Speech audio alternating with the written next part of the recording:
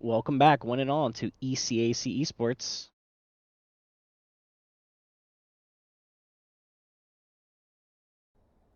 Oh yeah, sorry. Looking looking into this, my name's Cherry J. Joining us with Koji, the amazing producing god himself, Michael Blast, coming into this matchup here. We're gonna be seeing teams from North Carolina versus University of Virginia to face off here as we look back into the past year. North Carolina having a phenomenal week one and week two with a good 2-0 start to the league. University of Virginia coming in slow here, looking to make that comeback after a 0-2 start. But we're coming in right after this, Koji. Give me your initial thoughts coming into this match here.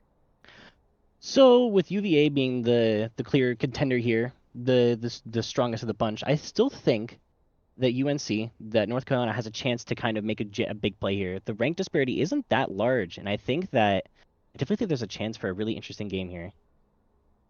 Yeah, 100%. We're looking at this game, getting ready to look towards the draft here in just a little bit. But initially, we're looking at this, and as you said, the rank disparity is not bad whatsoever. Both teams looking to make a mark here. And as we go, we're heading right into this draft here with a decent lead. I mean, I personally think that this is kind of like crazy to see each role getting a little bit of bans with that Seraphine to try and limit the support, along with Graves taking out some of the ranged jungling options, and especially the Riven, something that you don't really see getting played a ton in current tier 3 play, but looking to pick up the Nunu. As we saw just yesterday, Nunu has been having some insane play at the top of competitive League of Legends, and especially locking in that rel to really certify yourselves with that support line. And then you go over to UNCC, they're going to be picking up that Skarner as that first pick. We'll see what they decide to go in next. Skarner Alley, that's interesting. Looks like they're picking double engage for both sides. Yeah, I mean, you have that AP engage from the side of UVA. However, looking at the other one, it's a lot of AD. Obviously, there is some coming in from the Skarner, but it's not really enough. And we will be seeing what the next pick from them will be here, whether or not they're going to opt in for that bot pick, which they Zaya. will be going towards. I mean, after you limit the Ash and Ziggs taking those picks away, you do kind of want to be able to get something before that pool even gets weaker. But switching off of the current pick from Zaya, now moving over towards the Jinx, something that I'd say is probably one of the best bot laners in the game right now. Obviously, Jin as well could potentially get some pickup here, but we'll just have to see what UVA does decide to go with. Oh, Kaisa. Hovering over Kaisa, Kaisa's a particularly strong AD carry, not needing a whole lot of items to really make her super strong, but more so to boost the strength of her passive. Kaisa's one of those characters that just really wants to play off of her evolutions and kind of scale that way because her kit is pretty strong on its own, and the items just tend to complement that pretty well. Yeah, something I'm looking at that is a little bit surprising to me, at least, is the fact we didn't see anything really happen with the Leona here. No bans, no picks from either side here, which, I mean, when it's a character like Leona, something that gets so much value, you would expect to see, and especially the Yone as well, nobody picking that up, or the Aurora kind of has to give the question of whether or not there's some one tricks in the lobby here, but banning away the Yone for the second part of the draft here. We'll see what UNCC will respond to that with, and they're going to go ahead and take away the Kennen as well. So they've banned away two top laners for UVA, but how will the final bans come through here? That's the question. Now, UVA, if I'm them, I'd think that you'd want to really limit that mid pool since the top has already. I mean, you could potentially try and go Skarner top. However, that mid, there's really nobody that's going to be able to flex that. The Unfortunately, Gwen ban. I actually That's really like that because interesting. that's taking away that AP potential, and now they're most likely going to be having to play some characters that might not be as comfortable if they want to have a good mixture of AD and AP coming into. Speaking of the mid lane ban, there's a Syndra ban. That's a really strong pick. Syndra's one of those characters that tends to be really strong later into the game with a really nice scaling passive and a really strong team fight at that. And now, fortunately for UVA, they're going to be able to get this first pick and last pick of the second phase here. Whether or not They're going to be able to find something that's really going to mix with them well. They're going to be taking the way away from UNCC. Really, I mean, I'd say what you could potentially go for the Fizz, which is something that we saw one of the players had in their name. So it wouldn't be a terrible pick here, at least I'd think, since you are able to get that AP ability. But instead, they're going to be going with the Akali, something as well that really is going to sit well. And you could try and build more tank if you wanted to really be able to have that potential for an all-out brawl. However, Picking the Silas is going to be the Stylist. character of choice. Wow, the Silas pick. So weirdly enough, I think the Silas Hui matchup is one of those that can. It's definitely a bit Hui favored in the fact that it's melee versus ranged, but Silas has the opportunity for really crazy outplays and still equally as insane burst damage on the Hui. Has where Hui has a really strong team fight and a really good scaling in the lanes and has an equal opportunity to pop off for UVA.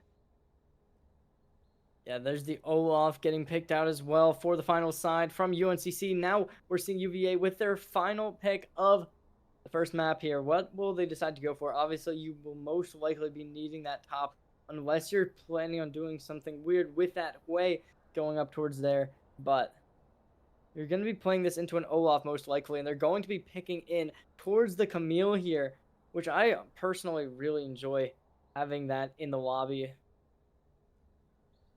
I agree. I think Camille is definitely a super solid character, offers a lot of team fight, has a really solid laning phase, and has opportunity to really single out specific characters and help take out carries. I think this is a really solid team comp from both sides.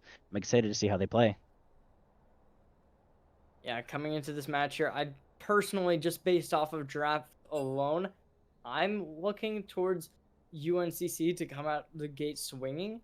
However, there's definitely potential in both comps to be able to scale well with that Kaisa, with that way, and then on the opposing side, there's the Silas and the Skarner that are going to be especially good at it. But you kind of do need to win early if you are UNCC because of that fact that your team composition isn't nearly as really just favored in going towards those late game situations. Obviously, you could still be able to make a comeback in any scenario, but Right. I personally, I don't know. I'm personally thinking that the side of UVA has a little bit of an advantage going into a late game scenario. What about you? I definitely agree. I think UVA has a much better scaling comp in Kaisa Hui with even Nunu, depending on how they choose to build. If they choose to go some sort of hybrid build or maybe just go pure tank. As where I think UVA or UNC still has an opportunity to scale too through Jinx Silas, who also are really phenomenal characters later game, and Skarner and Alistar can also provide a really awesome peel. Olaf though is one of those characters that I definitely think will shine most in the laning phase, providing UNC the opportunity to poke out and maybe go for all-ins and get a snowball rolling in the top lane to have some sort of carry for the early to mid to maybe get prio for objectives and whatnot. Yeah, I mean, I kind of just have to agree completely there. I mean, I don't know. The objectives are going to be something you really need, especially if you are coming into this on the red side here, because of that fact that if you can't be able to get the dragons early and you allow this opposing side to really be able to capitalize upon those dragons, able to scale off of those, then especially if you get a good one like a Hextech or even Infernal, then those dragons could really start hurting very fast. Yeah, no, you're definitely right there. But coming into the game here, we're going to be waiting at least a little bit here just to be able to get these teams all settled in, all ready to go. Now, Koji, coming into this, what are your thoughts? Do you think we're going to be seeing an early sweep? Do you think that this is going to scale late game? How do you think this game is going to be playing out? I think that it entirely depends on the players. However, with the way UNC is drafted, offers them the opportunity to definitely go for some early game plays. Skarner's level 6 definitely offers them the opportunity to go for some snatches under tower, maybe drag them out and get some early dives. As where maybe UVA has the opportunity to maybe make some plays off Nunu. Nunu Camille, if they choose to roam and play on other lanes as well, you can see some crazy plays there, maybe even get some early game tempo there. However, I definitely think UVA's overall goal is to try and scale into the later game and maybe try and prevent UNC from trying to sweep the rug out from under them. You know, stopping them from getting crazy gold advantages on one side. Yeah, I mean, I gotta agree. Now, coming into this matchup, we're really going to have to wait and see whether or not this is going to be that situation of you need to be able to go in fast, you need to be able to make those early plays. But honestly, something that we really do have to worry about is going to be that potential to follow up on engagements, since we do see some really good engaged capability. I believe you mentioned it earlier with that Alistar being able to make those engagements happen early on within fight and really be able to pressure the opposing side, and even the backline especially can really fall, especially when you pull out the unbreakable will from the Alistar. It's really going to start hurting. And even beyond that, if you're allowing that to happen from the opposing side, the Camilla can just pull out that Hextech ultimatum, and that's really going to cause some problems for your team if you have one of your more squishy players in that against that Camilla. It could really just start being a detrimental situation in general and potentially end up in just a fight loss. And I don't know. What are your thoughts? Do you think that we're going to be seeing this Camille be like that player that really is going to be able to carry this match, or do you think that this might potentially be leading down towards the other lanes? Well, that entirely depends on how I choose UNC to kind of want to choose their team fights and how they want to approach it, right? Because with the power of Alistar, Skarner, and Olaf, if Camille chooses to dive in too soon, or maybe even gets baited into using very important cooldowns, you could just see her getting CC chained, and then it's kind of just her getting blown up, and it becomes a 4v5. However, if I definitely think if UNC plays a little too aggressive and they overextend, it provides Camille the opportunity to go in and just pick out a squishy and just have it just, absolutely just tear house and just have insane pop off. So I guess it depends, but I definitely see that if it comes down to a bit of a stalemate, it's going to come up to the Hui and the Kaisa to go out and try and poke as much as they can and try and get as much damage out before big team fights truly happen, before everyone chooses to all in. I think that's what we're gonna be looking out for. Yeah, immediately though, we're heading right into this game, looking to start it off. Ladies and gentlemen, coming into this, don't want to miss a beat or a second of this matchup, since both these teams, they're going to want to come through here. As we said earlier, coming in at a 2-0 record, you're going to be looking to continue that if you are on North Carolina's side. And University of Virginia, if you allow that 3-0 deficit to come into your scoreline, you're really going to be starting to feel the pressure. But both these teams have something to play for. Both these teams really want to keep this some momentum and keep their stride coming into this. And a five-man push towards the top side, Are they potentially. looking for a cheese? Oh my goodness. Are we gonna see a death already? Oh, Xiphon barely able to catch that out in time, getting away, but potentially not for long with so many people playing towards this top side here.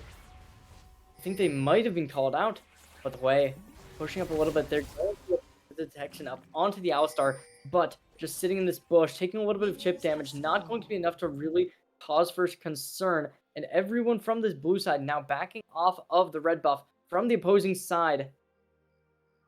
Now, this is really going to be where you need to make your plays if you want to be able to get that invade aggressively. However, it does seem like the blue side here is going to be playing back. They're going to want to play for their red buff, not going to be giving a leash. Instead, already seeing an early lead coming out from the Kaisa bot lane of the opposing team here. I definitely like seeing the early aggression from the bot lane already. Choosing to not leash gives them the opportunity to play up and get an early level 2, which stops UNC's bot lane from getting a really strong engage and chipping them out of lane. By playing for this aggressive level 2 gives them the opportunity to instead bully them and force them off of XP and gold. I like it a lot. I'm already seeing a big fight mid lane. Looks like Salas opted to go in level 1. Getting really poked out for it though. Able to hit that level 2, potentially going to go for another aggressive push, but Xiphon taking a little bit of damage here, going in aggressive against an Olaf, not going to be called out for it just about yet. The Koji, I mean, we're looking at this and both sides are playing really well even out here. Now, immediately, what are your thoughts coming into this? Do you think we potentially could see an early kill, or whether or not this is just going to be like a pretty safe play from both sides? The way it's chipping, or the way it's working out to be, with mid lane getting chipped out the way it is, and the way the aggressive top lane is playing, there definitely is an opportunity, right? Olaf's one of those characters that really, really excels at early game fights, really just wanting to go for extended trades with his passive and Conqueror. As where Silas is also a champion that offers really insane burst damage, and Hui needs a bit of time to to go online with his damage. He has consistent damage in his passive and with his Q and whatnot, but as it stands, definitely think Silas has better early game damage. So it just depends. And bot lane looks relatively safe right now. No other side with any clear, distinct advantage. Immediately here, we're looking towards the bot side here. A little bit of damage coming out here from the Kaisa. Able to get some type of damage out onto the opposing Alistar, making them in a pretty difficult situation. From the Rel, but the Rel unable to capitalize upon it. And we might be seeing that dive come through. And as we know, you do not want to be able to get called out early on, especially on that bot side, because it really could cause a very, very just unfortunate situation for everything to hit this. The snowball comes through, going to be able to curve down. Oh, the sidestep with the knockup. Looks like a huge engage. Oh, third person comes in. There's the flash coming out from both sides. First blood goes First over. blood. Very well played by UNC. Phenomenal.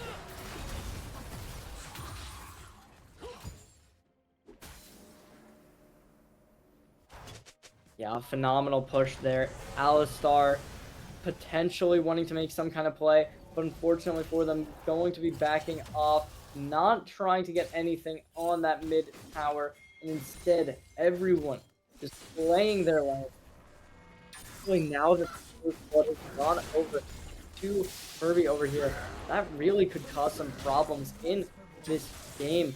But a little bit of damage coming onto the top lane here, hitting with the axe. There's a stun, and there's going to be the Is that it? Still going to get found out, but it's going to be a trade. That's huge. That's definitely huge from Ari. That's huge. Doing that dive sets the wave up, so it shoves under tower, and Camille's going to lose a lot of that XP and gold. Going to make it kind of hard for Camille to catch up with this small lead that Mari gave. Immediately here, we're seeing this Alistar moving towards the flank potentially here, but both players of looking to rotate, but no, they're just going to be playing a little bit closer towards the river here, looking to get that vision, making sure nobody's able to come down quite so fast, especially now that this opposing jungler has that extra gold and is able to get the Giant's Belt unlocked. It really could cause some problems. A little bit of damage come down to the Alistar once more. First little bit of damage comes through onto Zyphon, gets traded out. Oh, but looks like Nunu's coming down for the gank. Are they going to be able to respond in time? That's a huge engage. The flash comes through. There's going to be the aggression, looking to get even more from the Nunu, able to hit the root to Jay. Oh, a massive kill there, and now the Void Grubs coming down, and without that jungle to help you, however, we're going to be seeing the Skarner able to just capitalize upon all of it, and now taking this in very good fashion here, able to make this really going in favor, taking these first 3 Void Grubs. Zyphon looking to try and get some kind of contest on it, but with the opposing player from the mid lane coming down, wait, Zyphon might just, with no more turrets remaining, there's going to be the Hex Tech coming through, but the ultimatum is not enough with that's a kill for Silas. Down. Wow. This game is going completely, this is completely unexpected, going the complete opposite of how I thought. What an exciting match. It looks like it could go either way still. Skarner going for an invade on the Nunu. Looks like he's backing off. Yeah, 500 gold lead already being shown here. You need to be able to keep this up. You want to be able to get something. However, the composition built to scale has already achieved its first Infernal Drake. But will they be able to maintain it? That's the question we're all at. Now, coming into this, you really got to wonder, will they be able to make this lead surpass itself and just continuously push? But at a 3-2 deficit, and with only around like 100 gold, really doesn't seem like something you have to be too worried about just yet. No ultimates really online here, although we do see Kaisa with that killer instinct available for Jay over here. Potentially wanting to make a play with that. However, it's going to be really what you want to be able to make kills happen. But immediately here, we're this run down by the Olaf here. Oof. Ghost not on cooldown. Neither is the Flash. However, they will not care. They will continuously get some damage off until they force this Camille to go all the way under the tower. You look at the CS lead alone, almost at that 30 CS above the opposing Camille, and especially with 2 deaths on the board, it really is not looking good for Zython. No, it really isn't. A player who could carry, but instead we're seeing just a phenomenal showing. There's going to be the Big engage from the bot lane. Like nothing's happening yet. Nunu's coming in though. Looks like we could get another big engage bot lane. Gunner falling in suit, looking to respond. Grabbing the Rel. That's a big peel. With the Skarner ult, that's another pick. Jinx with the kill on board. Going in for a second, that's a Nunu ult. Yeah, the Sub-Zero, unable to get exactly what you want, but knocking up right after that. It really is just an unfortunate situation for the Rel. Going a little bit too aggressive there, getting triple stunned by the opposing side, and unfortunately it just could not have been a worse situation. Getting found out there. Unfortunately, however, for this blue side, they were unable to really capitalize upon that Rel's death and find even more. And instead, we do see this Kaisa with 1 kill, pickaxe in hand. There's going to be a little bit of damage coming through from Zython on the top side here. Being able to grab these being able to grab these minions is really going to be helpful here. But there's a Jinx ult. See, now this puts Zython in a really weird spot, because now he has to try and catch this wave, but if he leaves, he lets himself open into a dive here. There's the Sylas looking to come in with the Hextech ultimatum. Yeah, there's going to be the ults coming out for everyone. 2 Hextech crazy outplay in 1 fight, but yeah, it really is just an absolute domination coming in from this Sylas here, who has been playing so impactful throughout this game, especially towards the top side. Able to find so much value, keeping the Void Grubs at bay, keeping the top laner at bay, and now giving a little bit of a bounty towards the Olaf and Mare, getting that 150 gold that's going to be given away if they die, but that's a strong if, because as we've seen, this player has been so strong at just being able to find leads. Now you look at the opposing mid laner here, Mike have caused some problems, not going for any real rotates along with the Sylas, but you are still at that gold advantage when it comes to your CS, when it comes to just general gold. I mean, you're down almost an item here when you have that lost chapter against the opposing player with that rocket belt. That could really cause some problems, since Sylas, that's what, 1, 2, 3, 4 dashes, I think, something like that. That's not including if you get your ult, able to dive onto somebody else, if you're able to copy one, two, nice, able to grab that killer instinct away, but instead we potentially could be seeing something more here. If you allow these grubs to continuously be taken by the opposing Alistar and Skarner, that really could hurt your chances here, but they're already giving up the 4th one, and now it's going to be translating to a 5th, and it doesn't seem like anyone is even going to attempt to contest for the 6th. With this game shaping out to be, it seems like there's a bit of a gold deficit going on the UVA side. However, the cool thing going on is that because of Hui being able to sit in lane the way he is, he's down slightly in gold. However, he's up in stats because of his level lead. And if it continues to stay this way, the more Sylas rotates, as long as Hui can properly respond to that by shoving waves and getting gold from plates and catching minions to get extra XP, Hui can become a monster of his own just through scaling, just by being left alone. So there's definitely still that idea of Hui can still bring this game back. Yeah, I mean, it really is just seeming like this top lane has been absolutely found out. There's so many people just playing here. There's going to be the 2nd turret going down. The tier 2 turret leaving the battlefield really is going to cause So much pressure coming forward here, but so many people coming off the snowballs here. There's going to be the Rel charging in as well on that high horse, but the teleport's coming in That as was well. TP. Back up, there's going to be even more airborne. There's the stun on for the Skarner, but coming in from the underground, the Rel gets taken off of being too far ahead. There's going to be Camille as well, dashing over the wall, finally going to be able to get their escape. The wave will not fall, but with 7-2 kill deficit, it really is just seeming like nothing can change. It's getting kind of hard as it goes on. UNC is just snowballing out of control, getting a bunch of great picks, absolutely extending their lead, making it really hard for UVA to make a play here. You look at the Olaf already, the Ravenous Hydra being built along with the Tunneler. It's really going to cause so much damage to go in their favor. The Boots of Swiftness as well is really just something that's going to cause your team so many problems. There's the stun along with the knockup coming in from I'm down, and I'm down, able to take down Turtlesling immediately here on that tier 1 tower. And it really is going to be all you could ask for. You need to be able to bring these kills back. It finally seems like we're going to be seeing that.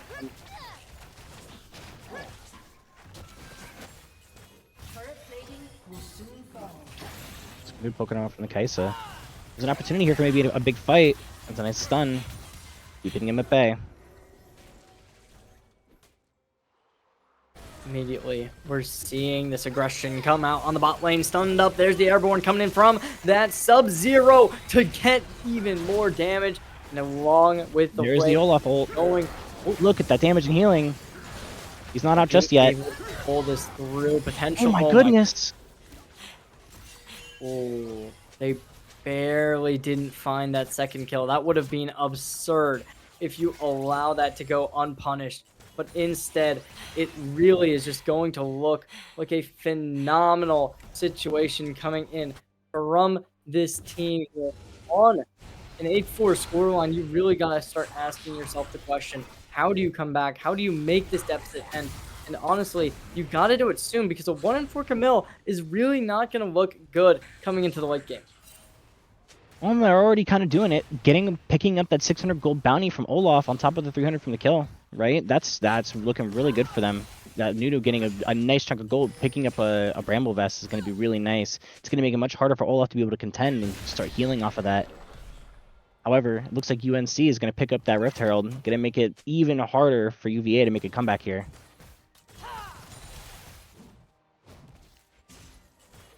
And we're seeing this soul come through here. Now, with this being some speed that's really going to help, you got to ask which team is even going to benefit more. Since obviously, Jinx really is going to have a good time being able to play faster with that Cloud Drake. But at the same time, you know, Nunu on the opposing side is really going to help there. Believe it or not, I think between the two teams, I definitely think that UVA might be able to get more out of the Cloud Drake Soul. We're seeing it engaged from the Silas at UNC. As I was saying, I definitely think UVA has a better opportunity to use this Cloud Soul. With Hui being such an immobile champion, it's going to give him a lot of the move speed he needs to definitely be able to make a lot of plays and to start kiting much better. On top of that, Kaisa is a nice champ that uses it. Seeing a TP, though, from UVA in response to the Olaf ult. Zathan looking to maybe go in and get a pick here. Yeah, a lot of people starting to look towards the bot side here, but fight coming in mid here. There's going to be the knockup coming in from this Nunu, but it's not going to be able to find anything. Definitely an action-packed game. It could go, and honestly, this could go either way. UVA continues to get really solid picks and catch bounties and stuff. I definitely see a universe where they come back, and with 2 Drakes in their belt, they can definitely scale pretty well, even in just the mid lane. There's going to be the Hex Tech ultimatum coming on from both players here, but despite having that available, you're going to get taken down, and Lucky Blecky able to get that off, showing up the mastery, able to get that. Definitely nice of the Camille to give the kill away, giving him about a nice 400 gold in total. That's gonna look really nice in his pocket for building a second item, help him scale much quicker, and start providing a bunch of help in team fights. Yeah, team fight coming in here for this Cloud Dragon, trying to make something happen. Engage coming in here. Relic able to get the ultimate off here. Stun come through. There's going to be the first onto Turtle Sing. Lots of players coming in. Ignite onto Jay, trying to get some damage in, but Sub-Zero gets canceled out by the Olaf. Garner able to get 2 on the fight. Lucky getting shut down as well, and it's all gonna be for this blue side to be able to continuously push forward. Jay as well, trying to make something happen. The shield comes through. There's going to be the ultimate attached, but Jay able with the to outplay. find him out. Very huge. Definitely unfortunate the way that team fight turned out. However, I definitely think it still could have gone either way. Definitely a little aggressive from the Kaisa in the killer instinct there, but I like the energy. Alright, we definitely put him in a position where Mari could just turn on his ultimate and then just start running at the Kaisa. 12-7 scoreline for the kills, especially when you're at such a big disadvantage with 6k gold already being down. We're seeing this Nunu trying to push up aggressive. Will they be able to find that? That's the question we got to be asking. And honestly, it doesn't seem like the answer is going to be yes just yet here. Zyton trying to make something aggressive happen. But the blow does come through from the opposing axe of the Olaf.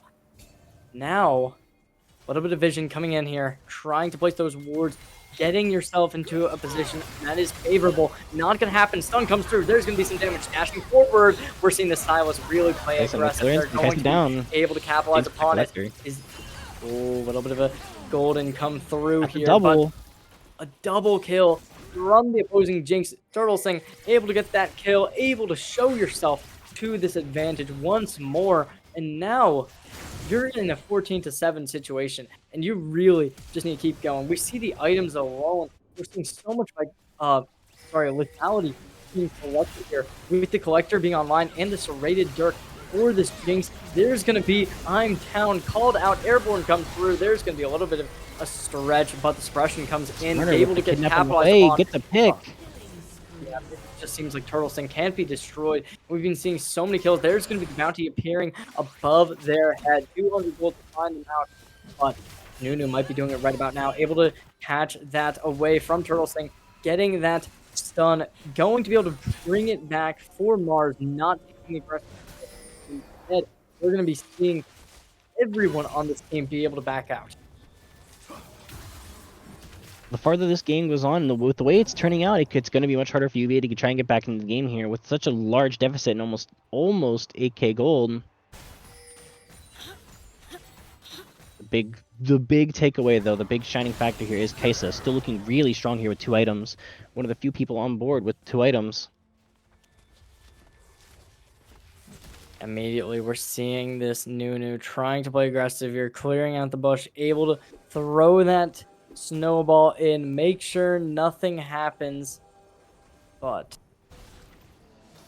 looking to find some info around this Baron, trying to get the words down, putting in a little bit of information, able to catch out,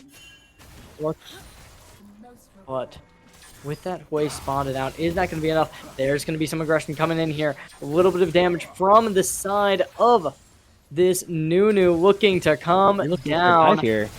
Oh, and it's big stun. They still get called out, and now there's gonna be the Sub-Zero ultimate come down, and I'm down, making this whole lobby come down, and it's going to look good. But the Baron's starting to be claimed here with only 2 players, no jungle in sight. We see this Nunu trying to come up from the bot side of the jungle, but will they be here in time? It does seem like the answer is gonna be yes here, but is it too little, too late? You're gonna want to call somebody out, but the objective gets found out, and now they're not going to want to challenge this. They're going to want to completely just walk away, go back to spawn, and especially now that the blue objectives are getting taken, it's not that bad that you're giving away this Baron with 2 turrets. Definitely in a good spot for Zython, though. With that pick in bot lane, that gives him the opportunity to take the tier 1 and the tier 2, claiming the bounty on it, and getting the 600 gold from the tier 2, helping him back in the game and putting him in a position where he can definitely still be a threat on board and create some crazy plays. So I definitely think that that tempo swing, despite losing Baron over it, was definitely worth it in the long run. Giving them an opportunity to put them back in the game and maybe make something crazy happen overall. Some info coming out for the blue side in the river here. And especially with this Garner trying to push in along with the Olaf, it does seem like they're going to be opting towards taking this next Cloud Drake. And there's going to be the Scuttle Crab, found out immediately here. A little bit of engagement coming in the jungle here. Stunning for a little bit, not going to be long enough. Trying to come towards this tower and just take it immediately, and especially with the empowered minions, are going to be able to do it with ease. And especially when you consider the fact that 6 Void Grubs are on this blue side here. There's going to be a little bit of engagement, but it's only on the Alistar, somebody who has been proven to be able to tank anything and everything throughout this game. So being able to trade damage on that player is not bad whatsoever, but it does seem like that will be the only player who won't want to take this engagement early on. The red side, they're going to want to try and go for an aggressive play down here with 4 of their 5 players hitting, trying to find something. What that something is going to be is still to be determined. As we see on the minimap, it's just going to be this way to defend against the Olaf's pushers on the bot side.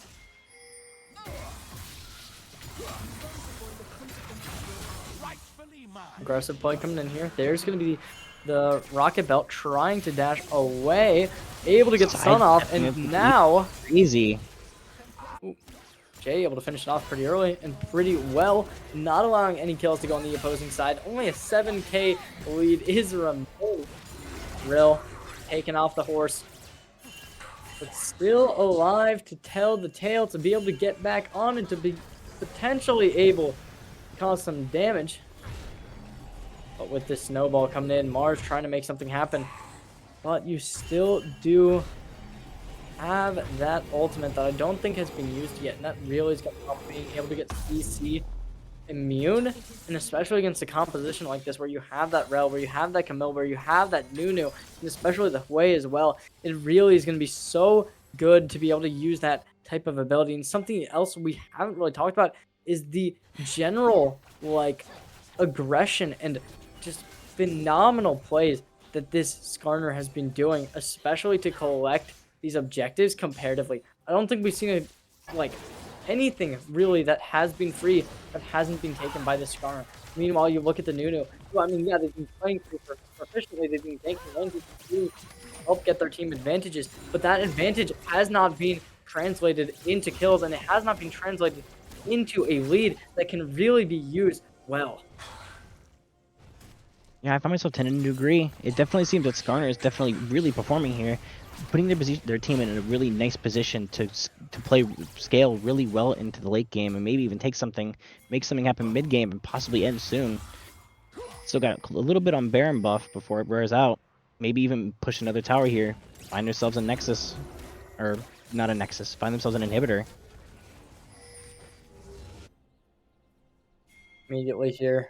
This could potentially be final fight if you are on this side. And we're only 25 minutes in. It really seems like this team is just completely denying anything here. But only if you are able to find that 5k, be able to find those inhibitors, take them down.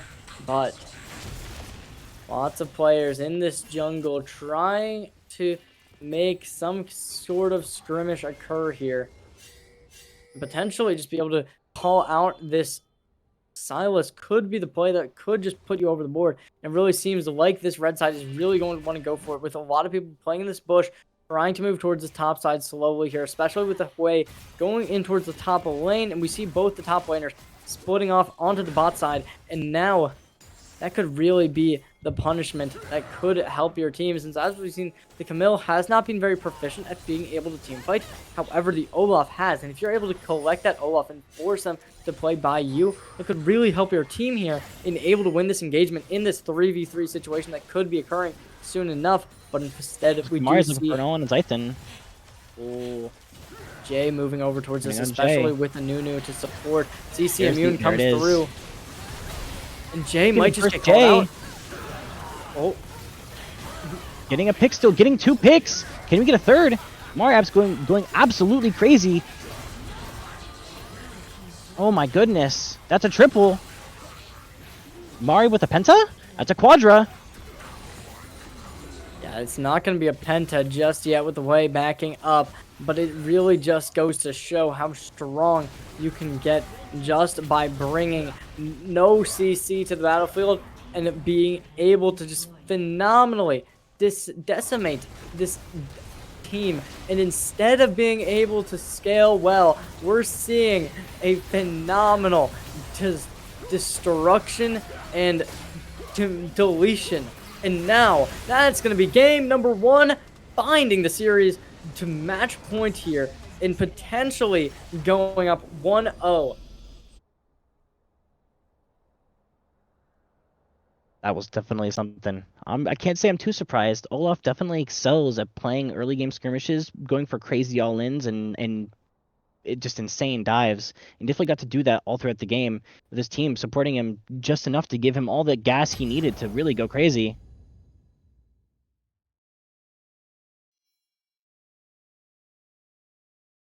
All in all, Yeah, though, how'd you feel about that first game?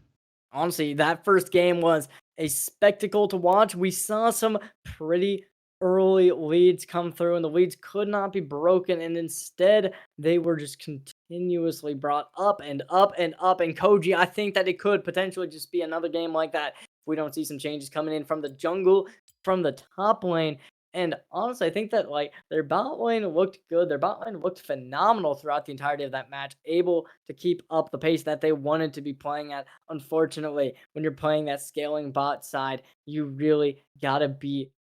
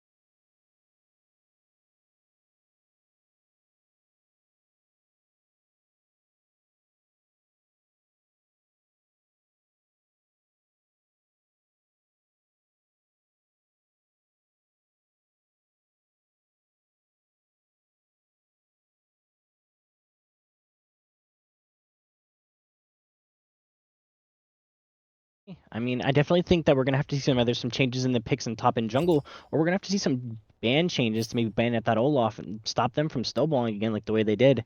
Have to find some way to respond on UVA to make sure that it doesn't become a really clean 2-0 from UNC.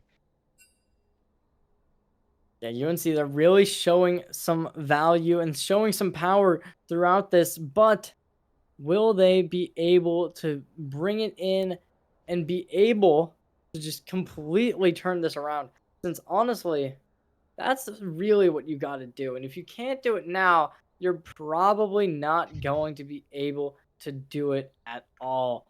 But UNC, they're really going to want to be able to show that power. They're going to want to be able to show how they can bring this back into a stronger matchup here. But I don't know. I don't know. I personally think that this might just be a 2-0. If there's an opportunity, I still think UVA might have a trick up their sleeve if they could get a really nice team together and get some really nice picks, and then maybe even find something that has a bit more early game strength in either the jungle or the top. I definitely think we can see UVA turn this around. I'm excited to see. I'm excited to see what the draft and bans are. I definitely want to see some changes on the UVA side though in terms of picks and bans. Yeah, I mean, coming in to the draft, honestly, you kind of have to take away the Olaf if you really think about how well you played into the previous game. Unless you have some real counters that you think that you're not going to be able to play into whatsoever. And even if you do, investing multiple bans into that top side, it really could go miles for your team.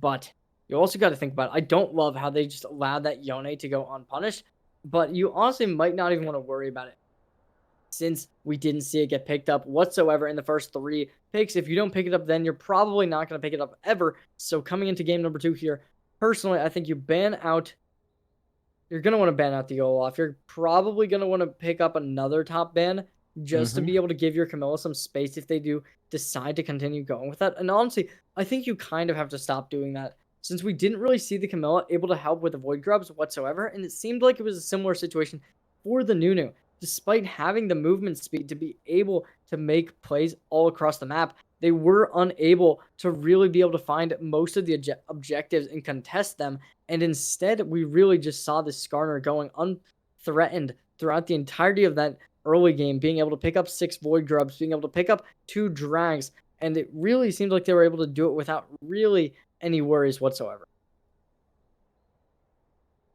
This is it though. This will be their last, possibly their last chance to make something happen against UNC, who has been absolutely dominating the bracket from what I understand. Yeah, dominating is a word to use. It is only week 3, though, so we haven't really seen each team's full strength. It has just been a 2-0 sweep for them in both matches that they have currently played. And you look at the opposing team, they have lost all 2. So it isn't like this is really going to be a match that people would have expected to be very close just on paper. However, this still could be a situation where you are able to go in, be able to turn it around, but heading right into the draft here, we're looking to really make some good decisions potentially and potentially be able to change up what we previously saw in the last map.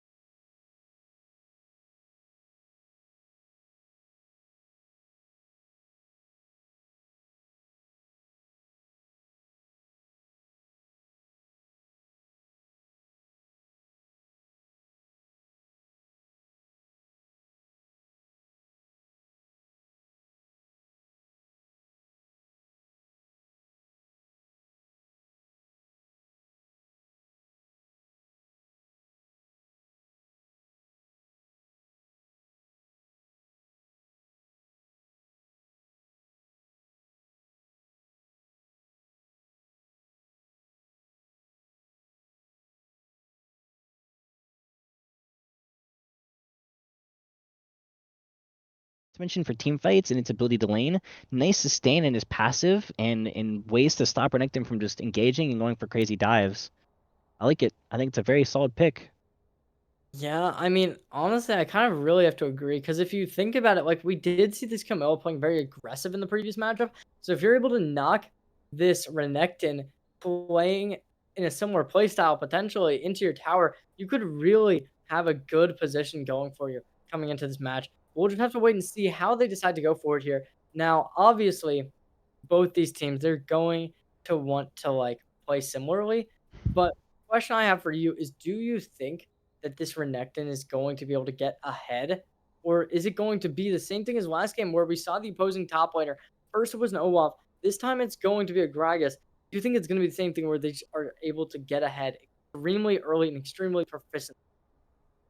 Well, I think that depends, right? Because the big strength that Mari had in the last game as Olaf was that Skarner definitely came, and Silas as well, coming to rotate and help make plays to get Mari ahead to extend the lead, giving him prio for objectives and so on and so forth, helping Mari secure towers and get plates. So I think it depends, right? I definitely think on their own in a 1v1 in the ideal top lane island 1v1 scenario, probably not, just because Gragas has so many ways to peel for himself and to sustain himself in lane. However, if we see more plays from mid lane again, I definitely think that there's a chance that Mari just gets to go absolutely crazy again. Yeah, I mean, I definitely agree. We didn't really see much contest there, but we'll see. Coming into this, you really gotta expect to need to get this aggression. And actually, I just realized there's a lot of AD coming out from this blue side here, with only that Orianna really being good for it. Bring that AP since Skarner does have a little bit, Ezreal does have a little bit, but it's not really enough to like have that evened out. While you look at the opposing side, where it's like you got the Yone for the AD, the Gragas for the AP, the Amumu for tanking, and then you also have that Varus who's really going to want to get ahead early. You could run the lethality Varus, and that's going to be a pretty good assassination champion. And even if you that, you could also try and move towards AD. You can move towards AP. Varus, I believe, is one of the most versatile. Definitely excited to see how we play this here. I liked the Yone pick too. I think Yone has a potential to really offer a lot here. With it being a nice hybrid champ, it's going to be much harder for people to deal with Yone as a whole, especially for Skarn and Leona, to find themselves the proper resistance to deal with just Yone. But at the same time, it's going to make it much harder to itemize against the team as a whole, like you said, with the nice split of damage we have here, and Amumu even having some true damage as well. This could be problematic. Yeah, we're going straight into this here with the loadouts being prepared. Everyone's ready. We're just going to be waiting a little bit here with this composition. I mean, I know you said that you preferred this opposing side here on the blue team that didn't really have the greatest start. I mean, I kind of got to disagree. I think that the running that Leona Ezreal is really nice. It's a good composition to be able to get some good damage down. But when you allow the Yone to go through, I mean, you look at pro play, you look at that tier 1, tier 2 level. Yone is just such a strong champion right now that it does not make sense to let it go through unless you're going to be the ones to pick it. I think that's fair. I guess we'll just have to see. I mean, there's an opportunity. It depends, right? If we see a nice front to back from UVA, it'll be hard, but I think they definitely have the opportunity to deal with the Yone. If we play front to back, we can just send our tanks to deal with the Yone, lock them down, and then blow them up with Orianna Ezreal. But at the same time, if we see crazy dive from a Mumu Yone, and then we see a nice Renata R, there's an opportunity. It's going to be really hard to play. This could go either way. I'm excited to see. Yeah, the Renata, yeah, I mean, I don't even hate the idea of this conversion into the Renata since not like besides the Ezreal, your auto attacks aren't gonna do a lot to each other if that does really give some uh kind of like advantages with that hostile takeover. It's potentially going to be detrimental, but it's not going to be something that's going to absolutely just destroy your team comp in its entirety. But coming out here, I mean, personally, I don't know what I'm gonna be expecting. Amumu, it's an interesting champion to change to, and honestly, I don't like totally hate it.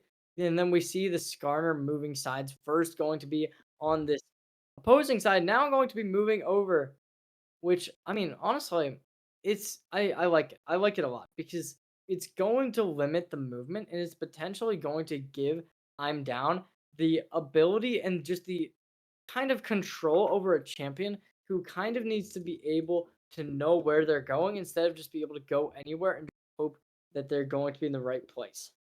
Yeah, I just have to agree, Cherry. Honestly, I think Moon was one of those champs that I think it's definitely going to be hard to make it work. But at the same time, if the team is willing to work with it, it definitely has potential to make a lot of really crazy plays. Right? It has a lot of lockdown, which is going to make it really easy for Yone to get in, for Gragas to make some disruptions, and maybe even for Renata to land the hostile takeover, and Varus also to land his R. I mean, this has potential.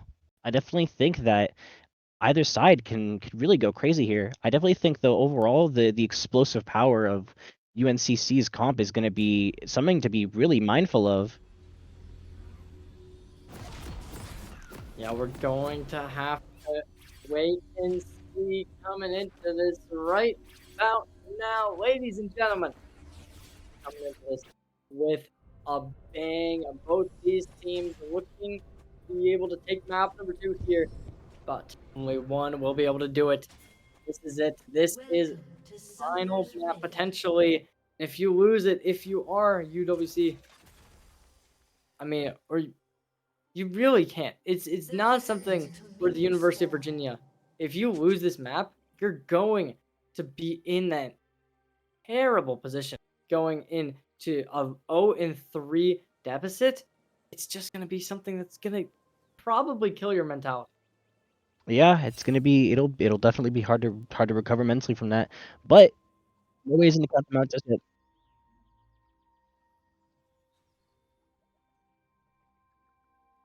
Minions Oh, have I just spawned. said that wrong. Okay, so apparently Virginia did win 2-0. I had my notes completely mixed up. All right, nice. Yeah, well, that's great. Now coming into this, honestly, I'm looking at this and I'm gonna be saying that both these teams potentially could get called out here with this Renekton playing a little bit close to the blue buff with the Gragas taking an aggressive push. There's also going to be Namumu who's a little bit closer than the Skarner we see on the opposing side. However, there's going to be the Renekton moving up towards the top lane, potentially having an engagement there. We already see the engagement starting in both of these angles with the mid and the bot as well. But both these teams needing to play aggressive, starting out here, able to take some CS early on, looking to be able to find some early shots. But when you're playing this Ezreal, you really got to connect your shots immediately. Nice little volley coming through from the Varus.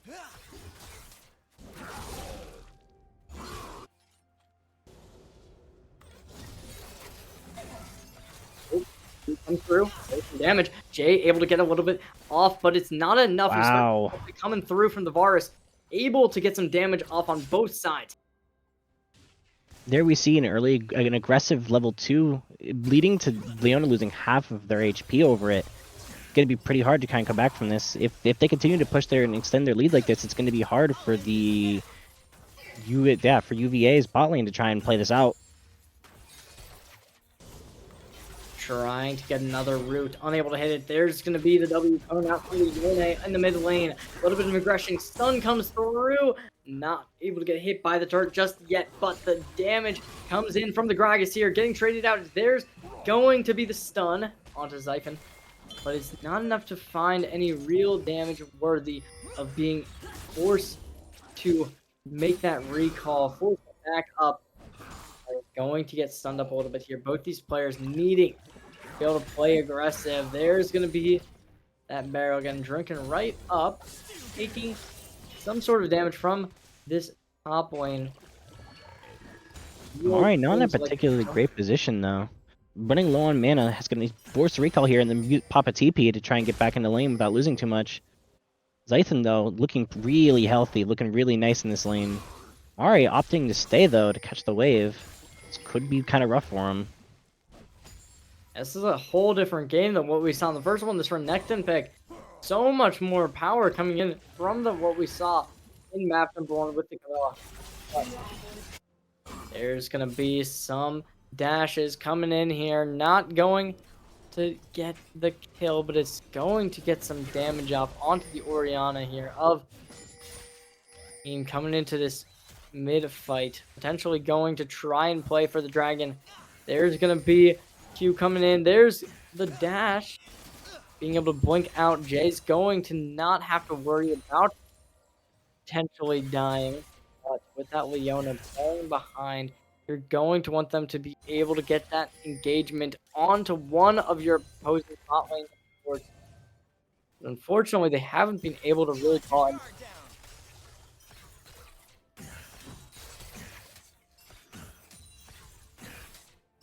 There's going to be a little bit of poke damage coming down onto the bot side of the tower.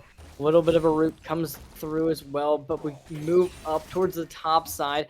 Going to be able to get some type of damage as well. Channeling that, going for an airborne stun comes through, an opposing stun as well, but playing just outside of range. Nice users meter too, to wow. get something here. Zyphon trying to make something, but sitting in that bush, going to be hit by the barrel, sweeping away the minions. Then we move back into the bot side, able to get the roof off. Now, looks like both sides trying to make an aggressive play here. There's Flash early comes out, six. Oh, I think I'd look for the dive here. going Looking for the under. dive. There's What a good gonna be the pick. First blood. A complete difference from what we saw in the last game. Zython really looking to get some early pressure here.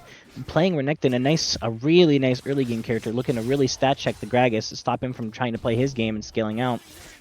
Getting himself a nice lead. It's going to be really hard. Gragas already burned TP. He's going to lose a lot off of this too. Zython in a really nice spot. Very well played.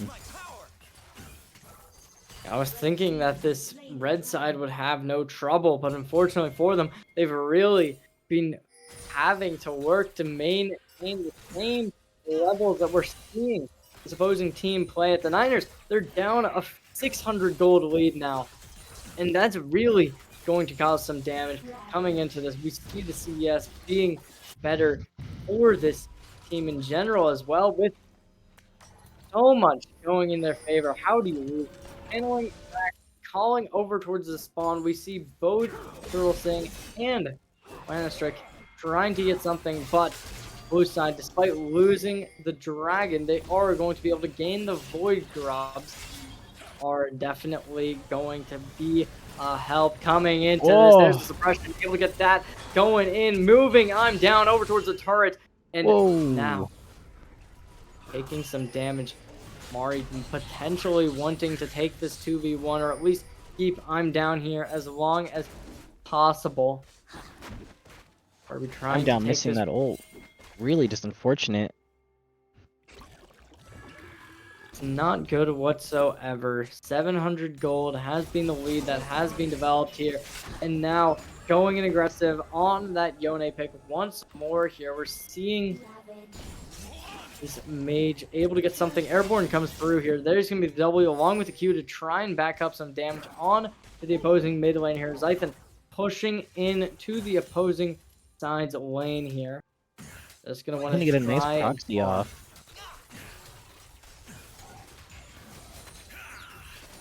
It looks like because of this farming that's being done, we're seeing this Amumu getting some vision, able to call out Zython, and it's going to give Mari the ability to really find some value here, being able to put down some wards, getting that stun off. However, Zython's going to be appreciating that. There's going to be the uproar, and now we're just seeing this Gragas going down towards the river here, trying to be able to get some value off, pressure on to the Yone.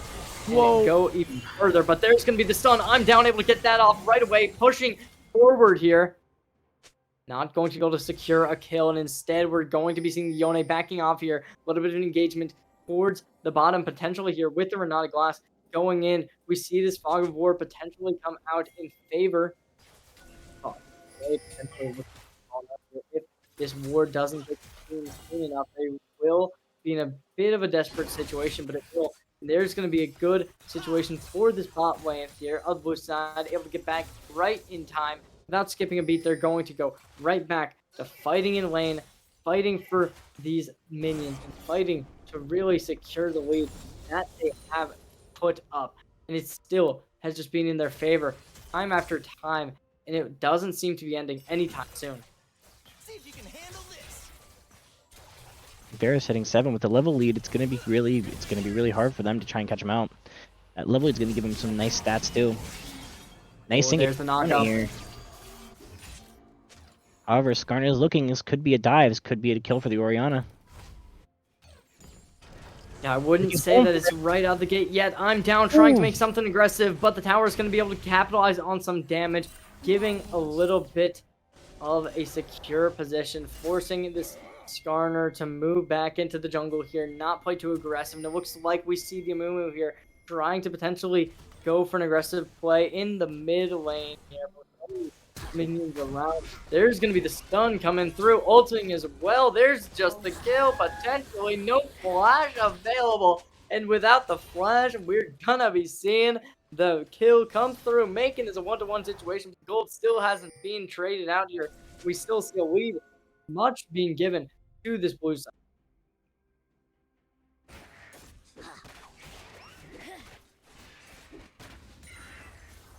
But with Interesting. Looks like we're already seeing a swap. Looks like we're having bot lane go up to meet the Renekton. Lathan becoming too much of a problem, it seems. Immediately some damage coming through here. There's going to be the root coming in, and now we're going to be seeing this Renata Glass trying to poke at least a little bit here. The Varus going to be walking down over towards this jungle, looking to take something. Stun comes out onto I'm down. A little bit of a TP comes in, but both players getting rooted and stunned up. I'm down trying to get out, able to get just out in the nick of time before death crosses their path. And now we're just seeing this completely come through onto the Void Grubs here, not making any mistakes, going to be able to take this early. Root comes out onto the Renekton here, going to push him back a little bit here. Now, this Varus taking a little bit of damage, playing a little bit too aggressive, and that's going to be found out by the Orianna here, able to give some kind of damage involved. Volley comes through on the opposing Turtle. Sorry, not Turtle. That is not Turtle. But it is not going to matter who it is, with Zyphon getting a little bit of damage on this mid laner in the top lane here. But Caitlyn comes out, there's going to be that... The hostile takeover finds nothing, and I'm pretty sure it's the first one in the game. A little bit comes out onto Jay, but Jay's going to be able to back off right in time. Stun comes through. There's going to be the ult coming in from the Ezreal. TP's on to everything. They're able to get the first kill here onto this board of this Leona getting taken off the board. There's going to be the root, able to give a little bit of room for Turtle to move out of the way. Zyphon trying to back. Will Mare be able to cancel it? He will. Having to back out of the way here. And it looks like a fight will go in the favor of the Niners. Yeah, Niners putting themselves in a nice gold advantage now. Almost 1K.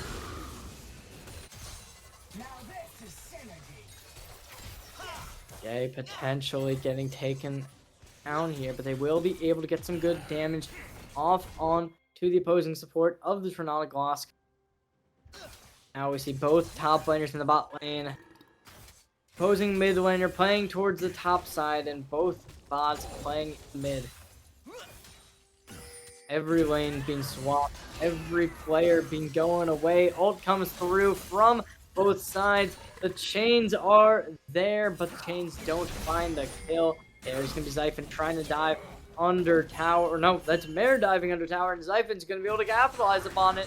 And that's going to be massive here. The red buff gets taken off the board here. Given away. Now, we're seeing both these top laners at half HP or even a little bit below it. And the Skarner's looking to be able to try and make something out of this. But it's going to be difficult to really find your way and kill this Gragas before he gets back under the tower. There's going to be the root coming through from the Renata Glass here in the mid side. Now, in a 2v3 situation, potentially here, if this Amumu decides to come back down, it could cause some problems. But it does seem like this Ezreal is careful. The Leona is being even more so. A little bit of value coming in on the bot side here, along with the top. Both players trying to play safe enough point where they can get the CS. They don't get their lives taken off. Airborne comes out. Zyphon potentially in a bad spot. There's the Airborne, but Zyphon ulting away, giving a little bit of space over towards Zyphon, respecting the ultimates being used. Here's going to be the hostile takeover. There's the stun as well, volleying over, but the kill comes out. I'm down, the getting starter a able to hit him pick. with the That's rock. huge. Stun comes in. There's going to be the ignite, not ignite, sorry. There's going to be the smite coming in, channeling that arrow. Not able to hit it. The Varus going to be in a bad situation here potentially, but it's not going to be able to found. I'm down. Going to be able to get a little bit of poke damage as well, but it's not enough. Now it's 1-for-1 trade. There's going to be the Yone coming down, ulting away, and there's going to be the kill, and I'm down. Shut down. This game is quickly spiraling out of control. UNCC getting a lot of really nice picks here, putting them ahead. The bot lane continued to really just run away with the game. Really scaling quite nicely.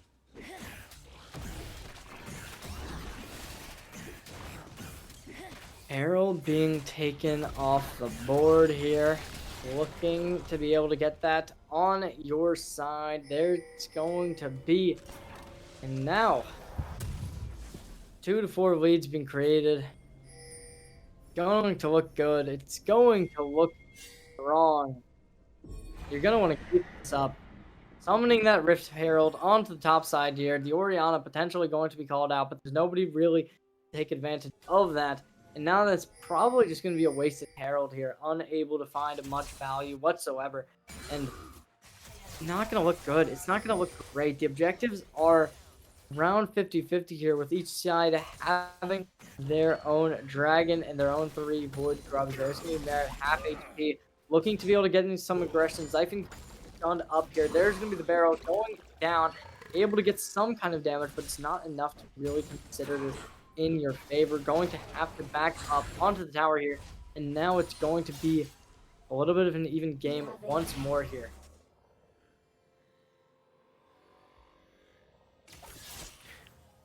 As we kind of saw, it looks like Varus is opting to go to on-hit build instead of some sort of lethality, finding himself in a position where he feels comfortable enough that he's going to be able to auto a lot. I definitely think that's going to be really possible here with them having 3 melees, and I honestly like it. I think on-hit Varus is really, really strong. There's the stun. I'm down, trying to recover from their previous losses, and with 3 players on the bot side here, nobody even close besides the Amumu, who's not going to be able to get in time. There's going to be the ult coming through from the Leona, not able to get much, but teleport comes in, looking to make something there. 2v3 situation in play, but the ult from the Skarner misses. Now Yone no flash now. Drake just coming up, no flash on Yone could be problematic, and with a person down, this could be rough. Killing spree. But Yone though still getting a pick on Zyphon though. Taking off a board Garner as well, going to be traded out with the Orianna, able to get one hostile takeover, able to get some kind of damage in, but it's really not going to be enough, and especially when it looks like the stun comes in. Leaky Beaky able to take down one. There arrives right in the nick of time. Double kill still comes through, looking to make a double kill for Turtle. Will they be able to make it a triple? The answer, potentially, players are looking to play aggressive on each other, channeling that bow, unable to hit the shot, and instead Jay continuing to pick up the CS. Oh, what a heck of a fight. That's going to go ahead and that's going to put UNCC in a really nice spot with a really big gold advantage. Zyphon dashing forward, going to be getting that stun off, traded out in kind here. Both these top laners, nobody really falling behind early on like we saw on the previous map here with the Camille, but instead we're seeing Zyphon, a whole new player potentially here, with this Renekton able to look phenomenal compared to what we saw before, dashing through the barrier, but it's going to be absolutely chunking the Ezreal. This could be bad. There's going to be the massive barrel from the Gragas, There's the Ezreal ult, getting some damage in. Both players from the Lathan spread for side one. get taken off board, but the Lathan stun for comes two. through from the Leona, and now it's just gonna be the Skarner able to crash down everyone here. And Kirby's finding one, but that's not gonna be enough. It's gonna be 10 to 10, and the blue team takes the objective and takes the Ocean Drake. Absolutely well played from both sides. Really phenomenal team fight.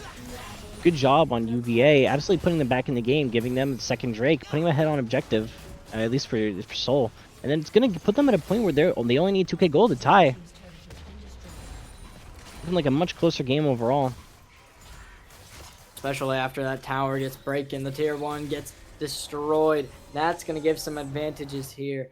It really seems like this game could be going on for another little bit here. And it's only 19 minutes in. And honestly, that's really not a lot of time, and especially for a 10 to 10 scoreline. It doesn't seem like something that would be happening so fast, but each team has been so proactive, so enthusiastic about being able to take engagement. And it's been working out for both of them here. We see both these teams being able to make plays. We saw Ezreal being able to make so much damage. Honestly, I think that you look at it, and it really is this Ezreal and Skarner. So many plays throughout the entirety of that last fight. And that really was able to shove them and be able to make them go up in this matchup here, bringing them to a 10 to 10 scoreline here. But the Baron gets spawned out here. There's going to be the Gragas trying to back up a little bit here. 3v3 engagement potentially about to come out here. I'm down taking the first engagement, unable to get much. Renata trying, wait, was that an ult? Huh. Getting the Strybreaker out. Not looking to get anything there though. I thought I just saw the chains of corruption. I might be blind, but It looks like he still has it up. oh yeah, no, he does. I don't know what I was seeing then. That was okay. Well,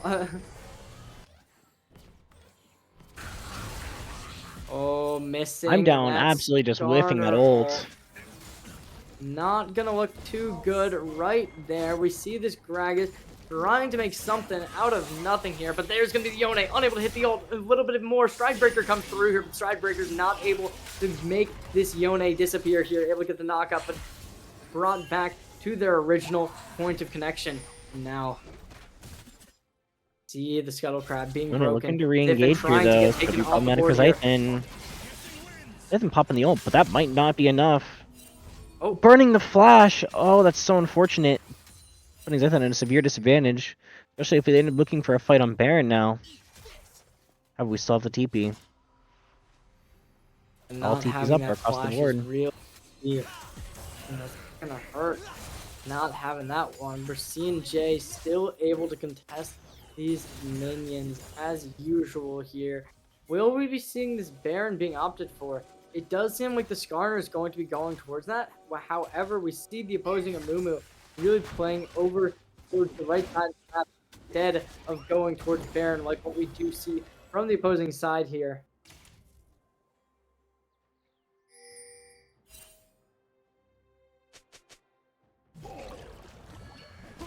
Orianna being spotted by the Yone here. There's going to be taken off the board by I'm down. Looking to get more, breaking this code. Potentially going to be able to get that gold lead and get the Baron in a little bit here. Especially when you look at it. The Yone going towards the bot side here with only the Renekton to defend. Will they decide to keep going for defense, or will they just move over and try and get that Baron as soon as possible? When you look at it, the teleport is up for this Yone here. The Niners will be able to make some kind of fight with both their Gragas and Yone having teleport. Lens is available. Ignite's available.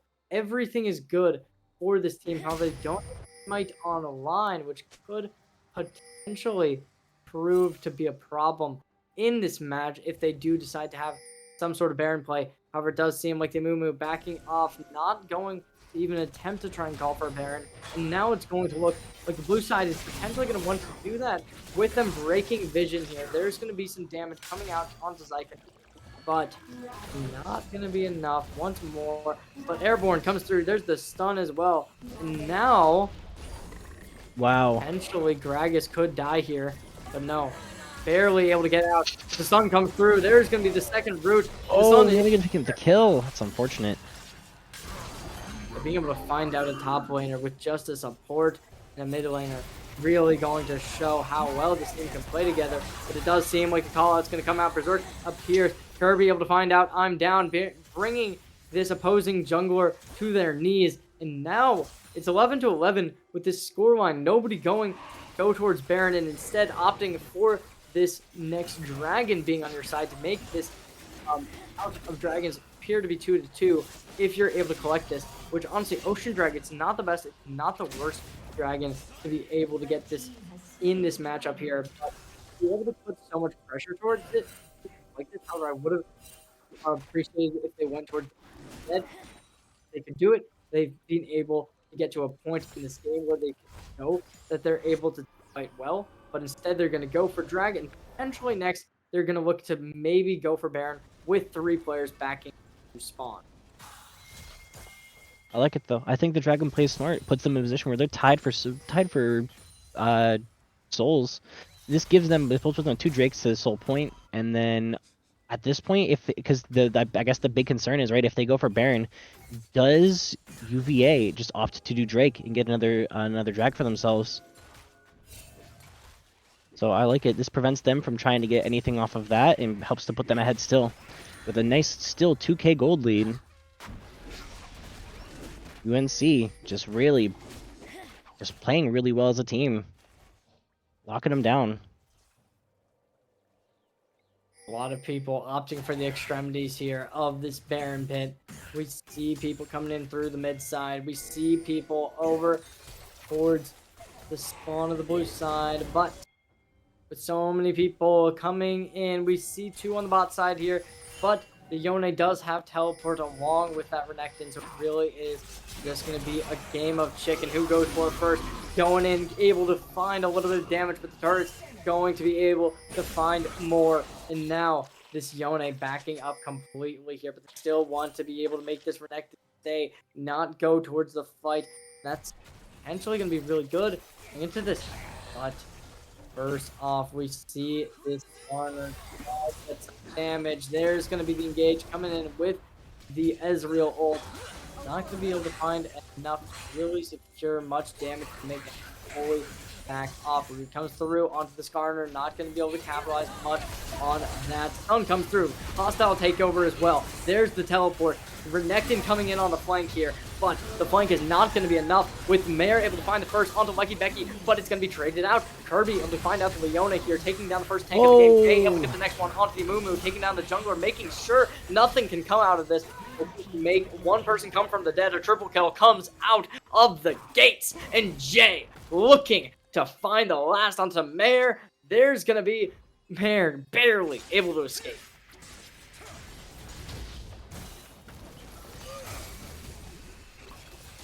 Oh, and escaping isn't all they're going to do. They're going to find a 600 gold shutdown as well. And now Zyphin on the bot side of the map getting the stun off. Will they be able to find anything more? Looking to go for this dive once more. We saw it once before, and we're going to be seeing it again.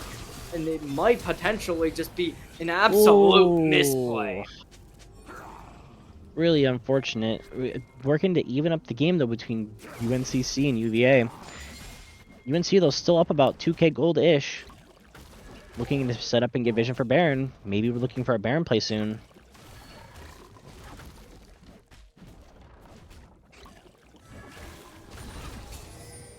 Now, Baron play could potentially come through here, but the question really just going to be something that's going to be difficult with so many people playing around here. Zyphin on the bot side, you know, it's not great having your Renekton playing so far away from you, especially at this stage of the game when you need somebody to be able to tank. But it is not the worst play when you have that Skarner, when you have that Leona. It kind of works. You are able to get that turret to start this off. It's going to give you that gold weight that's really going to help you here.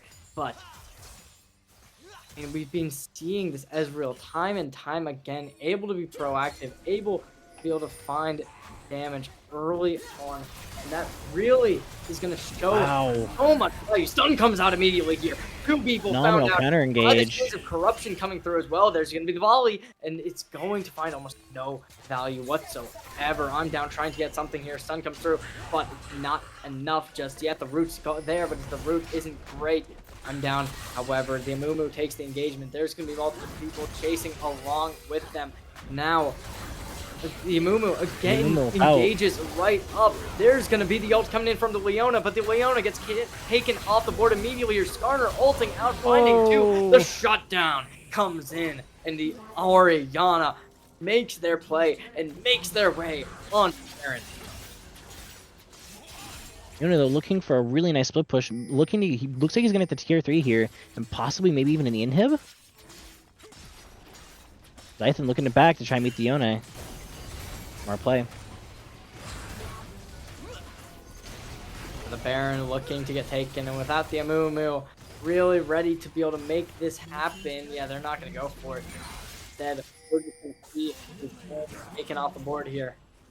It's only going to be traded for a tier 3 turret, which, I mean, yeah, it's good, but it's not great. And now, I mean, with that Baron available, you're really going to be asking yourself, how do we come back from this? How do we make our way back into this game? You're going to want to try and go for the Ocean Soul here, but especially with these 3 players right on your tail, make it 5 actually. You're barely able to collect it. There's the Ocean taken off the board, but 1 Drake is not worth an entire Baron. You're going to be forced playing defense. Still though, it's worth mentioning, this puts them 1 Drake off of Soul Point, or off of Soul. Ocean Soul is going to be really good for their comp too. With the Mumu Gragas, it's going to help their front line sustain themselves, keep them in the fight a little longer, giving them some more peel. The way that their carries can get in there and do their job.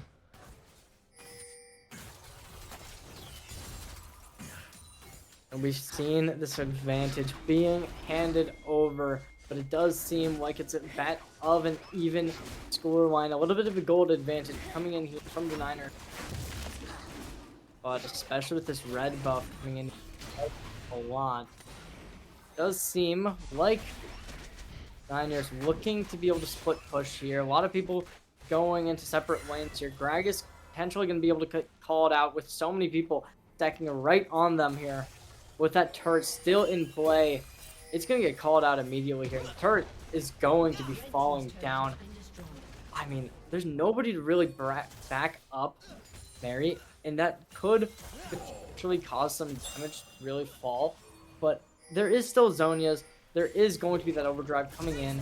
And honestly, it's not looking that bad. But Sun comes out. There's going to be so much. The golden comes through here, and especially with this Varus, you might be able to get something, but something's going to be found with nobody to support them.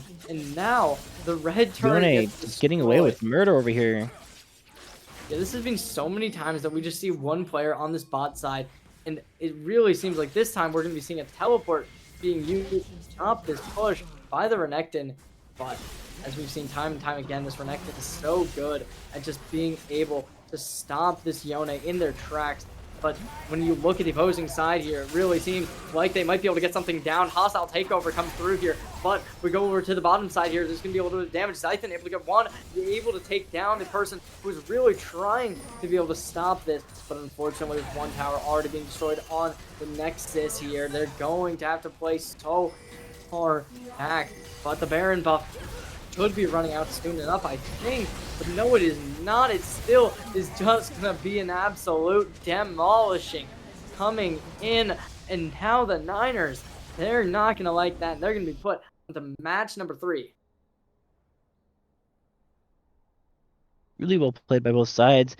Good job on UVA for just walking away after having a pretty rough game 1, being able to come together and honestly make a lot of really great plays happen, letting them to game 3, making it 1-1. This is it though. This is going to be the last game of the night, and they have to think, right? What are their choices going to be? Are we going to see a lot of the same picks from the past couple of games? Or are we going to see something completely new?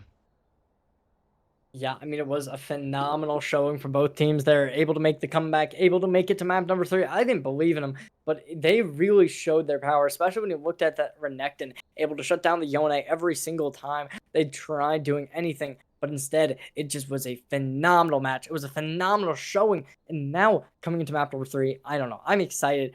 I cannot wait. And we're going to be seeing the same sides here with that blue side continuously being pulled out. But I mean, personally, I don't know how to feel about this. It'll be interesting. This is it though. This could be absolutely crazy. I can't say I'm too surprised though. I definitely think I liked UVA's comp more than I liked UNCC's. Not for any particular reason, but mainly because like I said, they got to do with what I was talking about. They got to really just front to back there, and they got to really focus down their one single target and just kind of blow them out of the water. And then Oriana offered them the ability to CC multiple targets and to really put in a lot of AoE damage, letting the Varus quickly clean up following suit.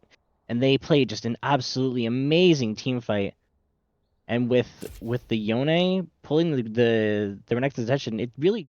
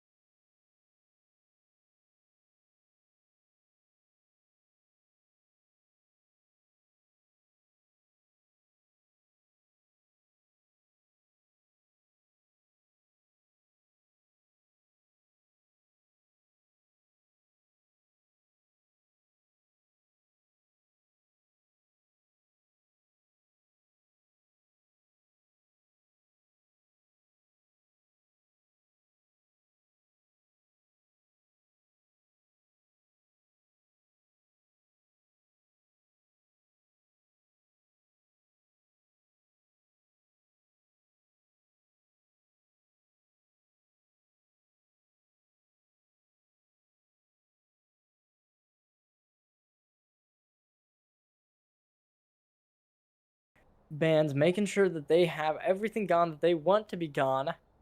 Same thing, we see the Seraphine time and time again off the board, off the map. Now UVA, will they just go for the standard things that they've been getting rid of every single game? No, they will not. And an interesting ban coming out here, bringing off the Skarner, something that has been played in the previous two matches, and now they're going to be getting rid of it. interesting. Definitely seeing a lot of the same bands from last game, though. There's the Riven, Graves, the Seraphine, the Ivern, the Ziggs. But we're seeing the Ash pick that it finally went through. I honestly was not expecting a team to actually pick it, but apparently they're confident in it and they're going to go for it, which honestly might be the reason that we don't want to ban the Skarner. We'll see if they're going to be good enough to win it out here, but the Jin as well getting picked here. Honestly, I would have thought if we didn't see the first two games, they wouldn't be able to pick it out and they didn't have that in their champion pool. But no, there's the Jin and it's going to be locked in. Definitely curious if we'll see some of the top lane picks earlier on, just because of the fact that there aren't really many bans aimed at the top laners just yet.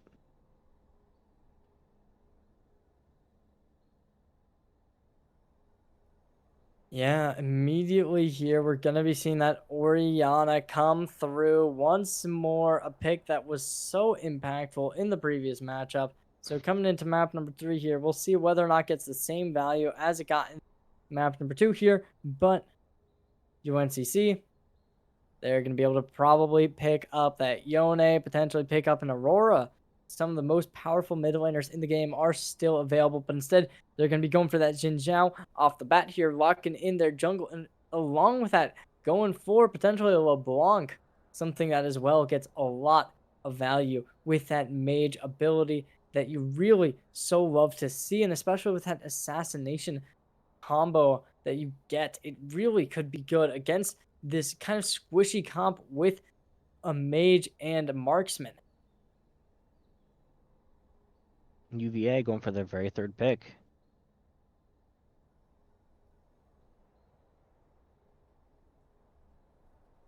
And we'll Most see likely going what to they some decide to junglers opt picks here. for. Oh, Looking for the Zach. Zac. I mean, I guess it makes sense because they have been running some tank junglers in previous matches here. But coming into this last ban here, we'll see what the decisions are going to be here for this final one. Okay, taking off the Olaf makes a bit of sense here. You don't want to go against it. We don't want to go against it. So we're just going to remove it from the game. And now we'll see what the opponents are going to be picking out here, potentially going for some of the stronger champs that we saw in previous matchups here. But I mean, what? You still got to deal with the support. You still got to deal with potentially the top. Potentially, this could be a Zac top. Who knows? I mean, they could just be pulling some weird stuff. But instead, we're going to be seeing both squads ban out some supports with the Braum, with the Rel getting taken off the board. And finally, we'll see what UNCC does decide to go with for their final ban of the night.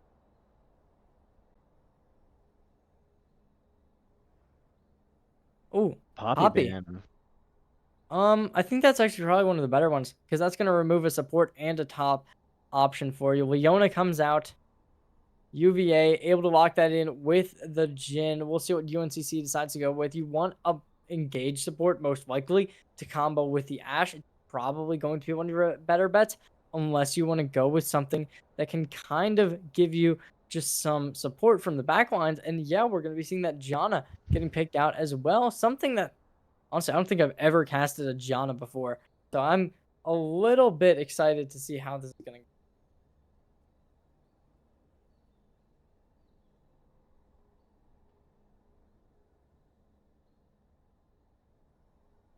Now, final pick, looking to lock in their top laner here. We'll see what the decision will fall to here. And a Jax to come out for the final pick. Definitely a standard pick. We saw it today during Worlds with everyone's favorite top laner, Bin, able to pick it up, able to show some value. And now we're seeing it once more here. We'll see if they have that same mindset of I'm going to go win and kill, but it's going to be able to give UVA that ability to be able to last pick and now get the counter pick potentially onto the Jax. Despite getting that Jax pick, they will be able to find something to counter it potentially if they do choose, or potentially go with a one-trick character who just will work into anything for them. Going for the Wukong. Wait, is this Interesting. Wukong jungle and then Zac top? It could be. I mean, with the way it's set up, Ooh. those are definitely like two flex picks. Yeah, I mean, I think that at least in recent times, you kind of see Zac being played more top, and then Wukong played more towards the jungle. So I wouldn't be surprised if that was something they did. However, it is definitely possible that this is a Wukong top that's going to try and play into the Jax. Obviously, with the Jax ultimate, you're going to be able to get that nice engage with that good amount of defense that's built up over that. And then you look at the opposing side. I mean, Zac, it's just a character that is just so weird to play into. We'll see how well it's going to be ran in this matchup. This is the final map of the night here. Ladies and gentlemen, make sure you're staying tuned here because this could potentially decide the winner and potentially change team scorelines here from 2-0 and make it 2-1 and potentially go from 0-2 to 1-2. So we're going to just have to wait and see. But coming into this, I want to get your thoughts here. Do you think we're going to be seeing this underdog team be able to come through and win this? Just based off of the picks already, I definitely find myself in preference of UVA's draft. I definitely think they have a much stronger draft, especially with two nice flex picks that can kind of do whatever they needed to do. So it's going to be kind of hard to say. At the same time, though, with I find myself in a position where I'm kind of confused by UNCC's draft. It's somewhat unorthodox. I am excited to see how they choose to play it though, because there's a plethora of ways they could choose to carry out this comp, where they could play front to back, or they could play disengage. I mean, it'll be interesting to see. I definitely think though that I definitely think that UVA might have a better comp though. Coming into this immediately here. I'm excited. I'm ready to rumble. But I mean, you look at this. Yeah, I mean, I don't know. It is a lot less engaged from this blue side than what we saw in previous. Really, that with that enchanted arrow, really be able to freeze people up. And along with that, you do have the Jax, who has a pretty good engage, but there's not a lot of really good stuff coming out here. And I guess you have the Janna, who has those whirlwind tornadoes, able to make something. Not going to really be enough. It doesn't hit. Definitely not going to be enough to really be able to get some good knockbacks, be able to take some fights just by doing that. While you look at the other side, we have the Zac, we have the Leona, we have that Wukong, who all have some really good engage tools that can really be used for some power. And then you look at the Jin, who has the curtain call, and that's really going to be good for just being able to make these players be light on their feet, or else that damage is going to come. And it's not just damage, it's also going to be a slow that's going to be going onto those enemy players. But I mean, personally, I'm excited. I want to see how these teams decide to duke it out. But we're going to be going straight into this after this little break here. Honestly, what do you think here?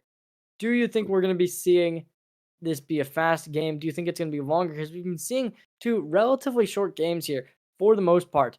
But coming into the last one, I want to get your exact time. What do you think it's going to end at?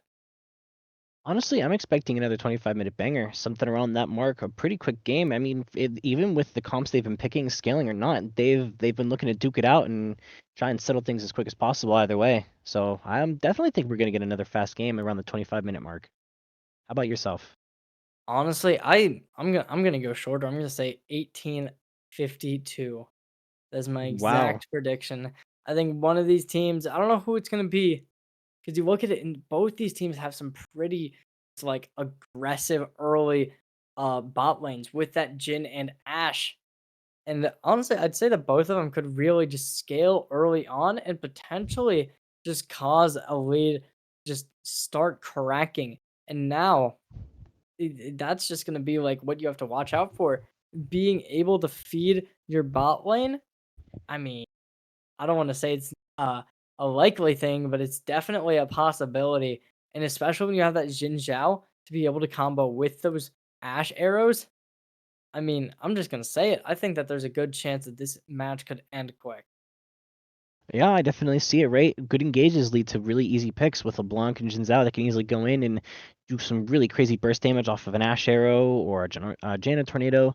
I mean, even Jax too, right? Jax has a really strong burst if you just Q auto reset with your W and then you R. I mean, it's you've got a lot of burst here and some strong follow up. I guess we'll see. However, at the same time, though, if somebody gets a little too aggressive and goes in a little too hard, it has a chance to shut them down with Leona, Zac, Wukong, Oriana.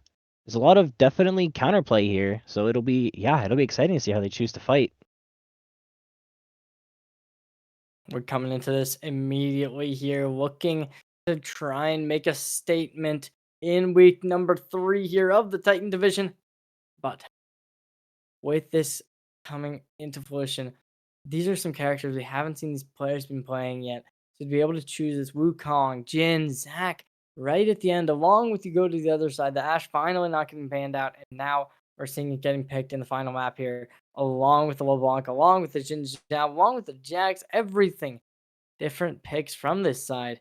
So they might have some plans in mind. They might have some strats that they're going to be looking to set up here. But we'll just have to wait and see, because, ladies and gentlemen, we're coming in right now, right here. And don't go anywhere, because this is going to be a match that you want to watch.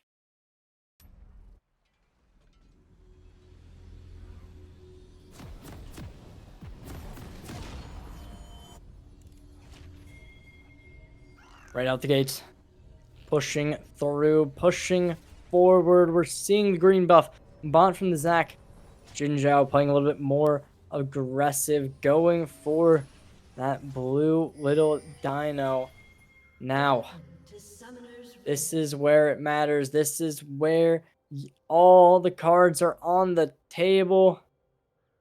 And now an aggressive push potentially going to be coming out here from the top side with that Jax, with that Wukong playing close together. But then we look towards the middle of the jungle here with I'm down, needing to back up a little bit here from the two players sitting in mid.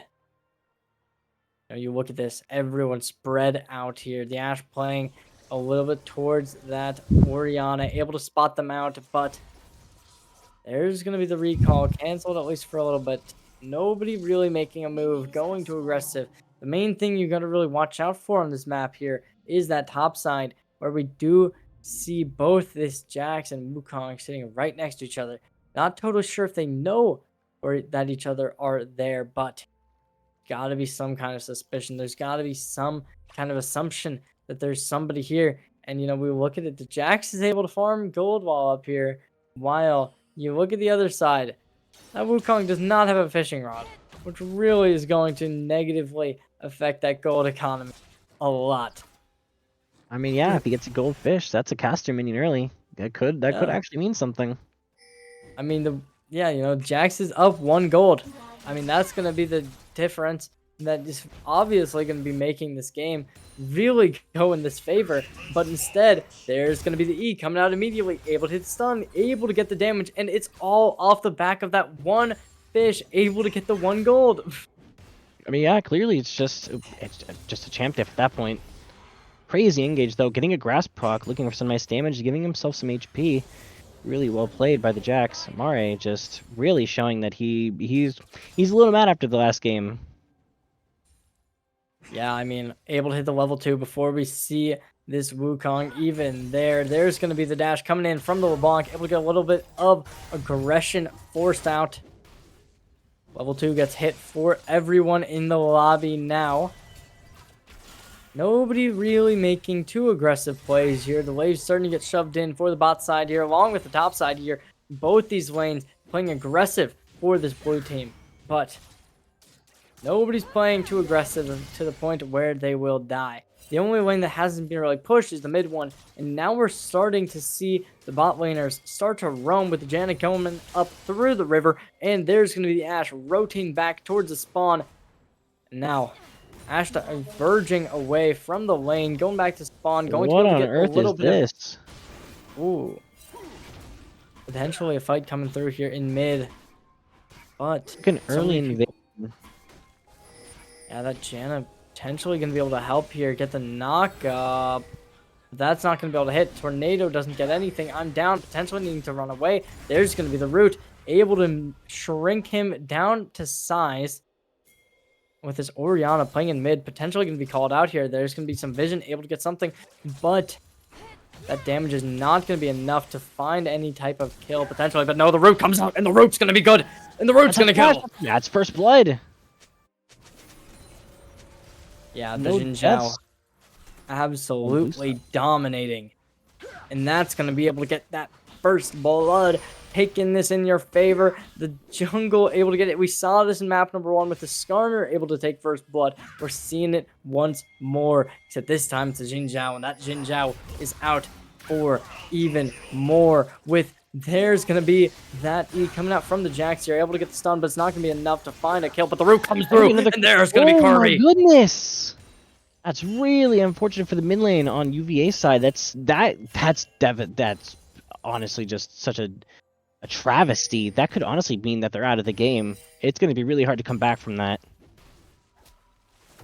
Yeah, I mean, you got to be annoyed at your mid laner. If you're on your last map of the game and they've tied to the enemy jungler twice. But Kirby, just such an astounding player, up on CS, up on kills, and hasn't even backed yet. But once they do, I wouldn't be surprised if they're going to be able to afford almost an entire item immediately here. But there's going to be the Tornado, able to knock up the minions, unable to knock up the players, however. Dashing in, able to get some more damage onto the opponent. in the mid lane, but only a root's going to come out. No kill. If Xin Zhao was there, I wouldn't be surprised if they get the kill. We see Xin Zhao's load out 2 long swords and a pickaxe already in play. Potentially going to try and go back towards the mid lane at some point here. We see that the bot lane for the red side here of UVA is trying to go for this Cloud Drake potentially here with this Leona playing for some information, able to drop some wards down potentially here. But this Zac still trying to play for their own jungle, not going for aggressive plays just yet here. However, with the pushed up LeBlanc, it could be an idea to try and get a gank off onto them. Now we might be seeing the surrounding coming in here from the bot side. If we can look at that, there's potential. Never mind. The Dragon's just going to be the only thing going for him. And now Void Grubs over towards the top side spawned up. Zac will be looking to go for that most likely here, but with your Orianna such low HP line once more, it really could just be a situation where you don't want to go for that. But there's going to be the first one taken off the board with the Dragon able to get in the hands of this blue side. Oh, and now are they dead? They're going to be they barely survive. However, looks like the mid lane and the support are coming up for a dive. Yeah, there's no way getting the kills, securing it. Oh my goodness, very well played. Synth, they didn't see it coming, and that was just a phenomenal. This mid laner really just said boink. I didn't find the first 2 kills, but I'm sure gonna be able to find this one. And now we see a 3-0 lead coming up. You said 25 minutes. I said 19. It's really starting to seem like my prediction's gonna be coming to fruition. Yeah, with the way it's turning out, getting a nice, those are free Void Grubs, pretty much uncontested. Leona might look for something here, but I don't think they'll be able to get anything, honestly. Yeah, that's the 2 objectives already in their hands. Slipping out of their hands. I mean, I don't know. It's going to be really hard for UVA to make some sort of comeback here. However, though, getting the shutdown. Oh, there's not even a shutdown on him. Getting the kill, though, still going to be good. It's an assist for Leona and a kill for Zinth. Yeah, it's not bad, but when you're giving up a plate, it's not the greatest either. And now we're potentially going to be seeing another kill. Will I'm down be able to get out of this? Obviously, they do with the rest. Oh, what? Okay, I guess they're not even going to try and confirm the kill there. Okay. I don't know if they just didn't have any abilities remaining. I don't know what happened there. But they're going to be opting out of it. Slows tempo either way. Pushes something. Jins are coming in. There's the Janna again. Looks like we're going to get another kill, though. Huge. Stopping the Oriole from shoving them away. I think we're still might get a kill here, though. Nope. Everyone gets out alive. Well played by both. Zac, though, healing quite a bit off of those camps. Wow. Zac passive, by the way. Getting insane value. Didn't have to bother to back. Still going to be a really healthy clear. Mary going for an aggressive play here. Able to distinguish the clone from the real one. There's going to be the next little bit of damage coming in. Synth, will they be found out? No, they will not. The knockup comes through here. Now Kirby just taking the red buff. Able to continuously farm this jungle, farm this lead that they've built up. And it's already continuously pushing forward with a 2k advantage, especially when you have the Grubs and the Dragon in your hands. There's going to be the next player called out here, but it is Tank is not going to die nearly as easily as someone like the Orianna or the Jhin. Really goes to show, like, this composition is good, but there's nobody that's really that killable for this red side here. Besides those 2 players, but into this, see whether or not it's going to be enough. There's going to be the dash coming in here. It's a 2v2 situation here. Now, knockup comes out, able to get something here. The Jack's able to find 2 on the stun, but one of the stuns is going to be a clone. I'm down coming through from the jungle, but there's going to be 1 kill coming in. So many people gathering up. There's going to be the nice trying to get away, and the peel is there by a tornado. Now, Zyklon trying to get 1, but unable to get it. There's going to be the Xin Zhao making another kill happen off the Orianna. The PTSD is there, and the PTSD is the Zac passive. Did they look for something here? Yeah, there's going to be the unable to getting caught out for it. Oh no, this game is quickly spiraling out of control. Big, almost 4K gold lead for UNCC. I'm down. Able to get some good damage in. Getting some great knockups. Oh, But will they be Kirby following? The answer is going to be sneaking yes another and kill. Kirby. Triumph Frock giving him a big chunk of HP, getting out. Wow, yeah, you might be right. This might be a quick one. This game is really quickly spiraling out of control, with Kirby getting a really big shutdown. Yeah, I mean, we just look at this, and it's just been one atrocity after another. Somehow Kirby has not been called out for their aggression once. Now, alright, potentially just going for an Ow! aggressive push once more. There's the Are we gonna see it stun all coming in? through, but the clone's going to cause them to want to respect this. Even Ooh, more look at that damage comes through. damage. Oh, with this Leona, however, this could potentially be enough. Oh, never mind. They're going to be able to spot them out, I believe. Potentially just decide to go back because of it.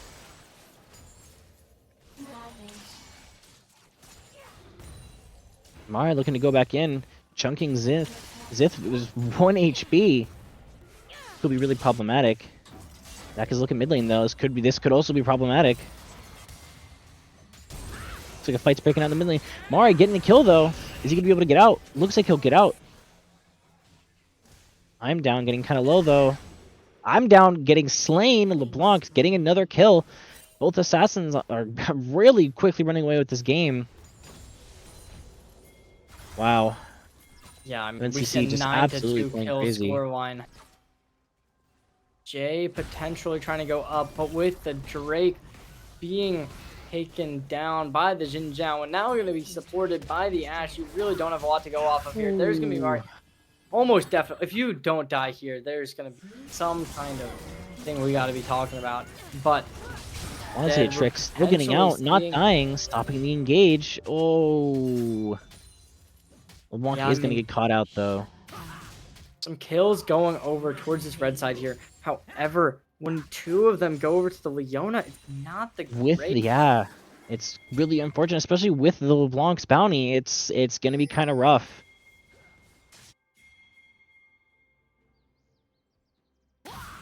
There's them trying to go aggressive. The KD's been returning with them 3-3 now. A decent amount of CS at 70. Nice it's not knockup. nearly as good as the opponents, but the knockup comes through onto the Void Grubs here. You want to be able to take this. There's going to be Leona trying to come down, shattering the skies. There's Kirby able to go unstoppable here, taking down the Zac here, but and able to get shot up in the air. We opting to finish the Wood Grubs here. Smart play. Ooh, this old Blanc trying to finish off one remaining player, but it's not going to come out, and the entire side will be retreating, backing up into their side of the jungle here. And correct me if I'm wrong, but I believe that puts UNCC at 5 Void Grubs. I mean, they're going to get the passive. Oh yeah, I'm pretty sure it's 4. Like, it's actually insane how good that this is going to be going for him here. Actually, no, you're right. It is 5, isn't it? But yeah, they do have it. And now, I mean, how do you come back from this? You're down 2 dragons. You're down 5 Void Grubs to 1. Your kills aren't looking good. You're down 5, almost 6k gold. I'm down, trying to make some kind of play here, but so much damage is coming down. The stun comes through. There's going to be people coming. Wow, look at that burst. Burst damage is just absurdly good. And they all level with you, Cherry. It's going to be kind of tough for them to do it, but it's not impossible. If they start collecting these bounties and these shutdowns, they could find themselves in a position where they get some gold. If they're able to shut down this Jin Zhao, I think that they could easily be able to make a comeback as long as it's on some kind of carry champion. If their Jin is able to do it, I think that's the perfect player at this point. Since the Wukong's been playing good, but the Wukong, they can't be able to get stunned or else they're going to be in a bad spot. Same thing with the Zac, who's already been put in a bad situation. You need a player to be able to really start popping off, get that gold bonus, and be able to make this comeback. But Ashe comes through. There's going to be some damage here. Comboing it up. Root thing comes through, but the kill is not going to be there just yet. And now an 11-5 situation comes in to play. Herald starts getting taken. There's going to be the root coming out onto the Leona here. A little bit of damage onto the Zac here, poking him out. The poke is not going to be good enough. Some vision getting placed here by Jay. Dash comes through over by the LeBlanc. Now we're moving over towards the bot side here. Some volley comes through from the opposing Ashe towards this player down onto the bot side, but nothing's really going to come of it. And now Herald getting broken. And now without that Herald in play, you're going to be in a bad situation here. You're going to be allowing this blue side to really start pressuring mid or top or even bot if they're able to get there in a good time sense. But the dash comes through, the burst is there, but they're going to back off immediately here. Even so much damage coming out in little time really goes to show how impressive this LeBlanc is.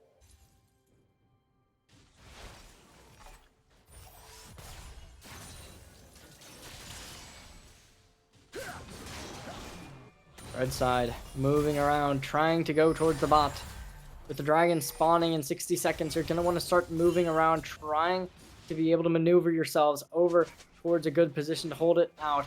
Find your angle, find your decent place in this map, and you need to be playing together at this point with the Leona, getting that locket, able to get some sort of shielding onto your teammates. It's going to be very helpful, especially you look at the opposing sides of that argument when there is going to be some healing that the Janna is going to be able to put out.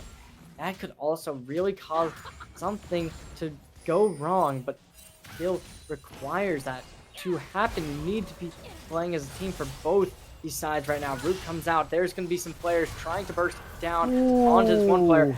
Curtain call comes through. There's going to be the Janna ult. Along with that, we're seeing the engage come through here. But with so much happening with the Wukong, able to go aggressive, able to try and find the last player with this LeBlanc, able to get out in time. Jay going to be able to find it out, though, and no longer will this LeBlanc have any sort of memory. And as you said, it's not impossible to be able to come back here. There's going to be the flash coming out here, but that's going to be about all they wrote. And now we're going to be seeing the next Drake go in the favor of the red side, finally able to take one of their own. Assuming, of course, that we don't see the steal, but it does seem like the Jin Zhao is going to be disciplined enough to know not to steal right here. As we see of the top lane, Mare really pressuring that top side and split pushes, hoping to maybe take an early inhib, which wouldn't be too advantageous for them. I'm wondering if he's going to start trying to play for the bot side now. It would make the most sense. An early inhib will put UVA in a position where they can start scaling off of super minions and getting a lot of gold. So I wouldn't be too surprised if he starts playing bot lane here. Or it looks like he's opting to go mid maybe for the next team fight. Does seem that way with the Wukong heading up towards the top side. We'll see whether or not they're going to be able to make enough plays up there to really be able to consider this a worthwhile experiment to go and try and split push. Because we saw in the previous game, in both the Renekton and the Yone were unable to really find much value by doing so. But in this one, I mean, it could be a different story. We do see the Jax trying to go towards bot here, potentially able to call out the opposing side of this mid lane here in the Orianna, but instead going to be backing up, trying to play safe, playing cautious here with the rest of the team coming over towards the river. Now we look at it, and it does seem like everyone on this blue side is going to be playing up towards that midpoint of the map, not going to be playing too far aggressive. We do see the LeBlanc going up towards the top side, potentially going to be called out by the Orianna and maybe even the Zac if they go up fast enough, but not in a bad situation just yet. There's going to be the Wolves taken off the board. Raptors no longer there is going to be a problem if you want to get some gold on your opposing jungle, but so many people gathered up right next to this Jax. There's going to be the engage coming in from that Jin Zhao, along with the backup coming in from the Ashe. A little bit of a knock-up onto both the bot and junglers, but teleport comes in immediately here. There's going to be the first one onto Meredith, getting the I'm down, but curtain call comes through. There's going to be the Leona ult as well. Jenna trying to heal their teammates, backing up, and now stun comes through. Xiphon getting taken off the board here. One player remaining who's at low HP, along with the Jin Zhao, who's barely able to heal up, and a phenomenal lead is being established once more. Game quickly spiraling out of control. Jack's finding himself with a couple of kills now with some nice gold. But he went his second item It'd be really hard to meet him on side now. Yeah, we see the dragons continuously looking to be picked up here, but none's going to be coming out for a while. There's going to be the tower, able to be destroyed. The tier 2 There's gets 700 gold. demolished. And Might put now, him close to the third item at this point. Jax is looking kind of scary. Mare really showing the strength here on top lane. 10k gold disadvantage has almost been established here for this blue side. They can't be destroyed. They can't be demolished. They can't be contested. And now, looks like the blue side will be wanting to go for this Baron here. However, with the Xin Zhao looking to recall back into spawn, that might not be the case. There's going to be a the nice arrow. arrow. Continuous like Ooh. knock up and stun and root and everything you can ask for happens to this Leona, which is really going to give some value. However, are barely seeing either of these teams try and really contest for the Baron here. The Xin Zhao barely about to come back to this Baron. Nobody really going to go for more elite real attacks. I think this is the perfect time to start moving and trying to go for Baron, because you could probably just win a team fight on pure, just like mechanical prowess. You don't really need to have some massive outplay with how your items are looking. Yeah, I mean, overall, looks like UNCC has an overall item lead, with Jin being the only player on UVA that has 2 items. However, it looks like Mari's going to opt to continue to split push bot, maybe try and pull some attention. Maybe put themselves in a position where they can fight 4v4 and then TP over. Wouldn't For even a be a Baron 4v4, fight. it'd be a 3v4 with the Jax also looking to try and jump this. But the Zac is going to move away, potentially going to be able to call out the Ashe, who's being placed in the mid side. There's going to be the opening engagement here. However, Sun comes through. There's going to be coming in from the Xin Zhao, going to back off, not going to be attached to it just about yet. Wukong teleports in. There's going to be the Zac. No, not the Zac. Sorry, the Jax all the way back in spawn. So it does seem like the blue side's going to realize that it's a 5v4 they're playing right now. They're going to wait for their top laner to return to be able to make this fight happen. But Minion's starting to get destroyed. There's going to be engagement coming up on the right side of this potentially, but the engagement comes through, backing off immediately here. There's going to be Leona. Along with that, we're seeing the first kill come out. Curtain Call trying to make something happen here, but all the bullets are going to be missed, and only one will hit. But we'll try to make something happen. Ooh, Ashe going down. I'm down, taken off the board here, but they might be able to get back into it. Though. Kirby potentially able to get something here, but so much damage. Ziffin barely able to stay alive right now. Lucky trying to get something off of this, but nothing's going to come up besides this turret. The lead's being gathered, the lead's being good, but it does seem like this top lane split push is going to cause some damage with the inhibitor broken.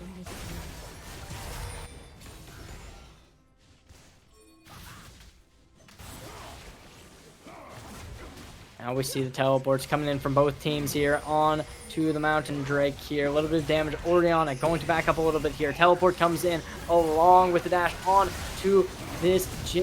Not going to find much. Jay able to back up a little bit here. There's going to be some damage on, able to finish off the kill. I'm down. Finally figured out and found out by the opposing LeBlanc. And now, 0-5 Jax. Not what you want to see whatsoever. But this red side, they need to back up. They need to play defensively because the inhibitor is broken and all the towers are broken as well. And now the Baron is going to be the target of this team. With this Baron play, it leaves you to wonder, right? At this point, you back, you spend your gold, and then what? I mean, you just all push mid, force to play here. However, though, LeBlanc getting another pick on Jay. Wow. Able to find the Baron, able to find your stride. You're going to be happy, and now you're going to be ready to take this match in fashion with such a lead being established here. 16-9 is going to be the scoreline for this player count. You look at the gold count, it's exactly a 10k lead, and it's going to be growing right now with almost a 50k gold amount. And honestly, you were right. We're getting to 25 minutes. I thought it was going to end quick. I thought it was going to end fast. But it does seem like there's been some resilience, but that resilience doesn't last forever.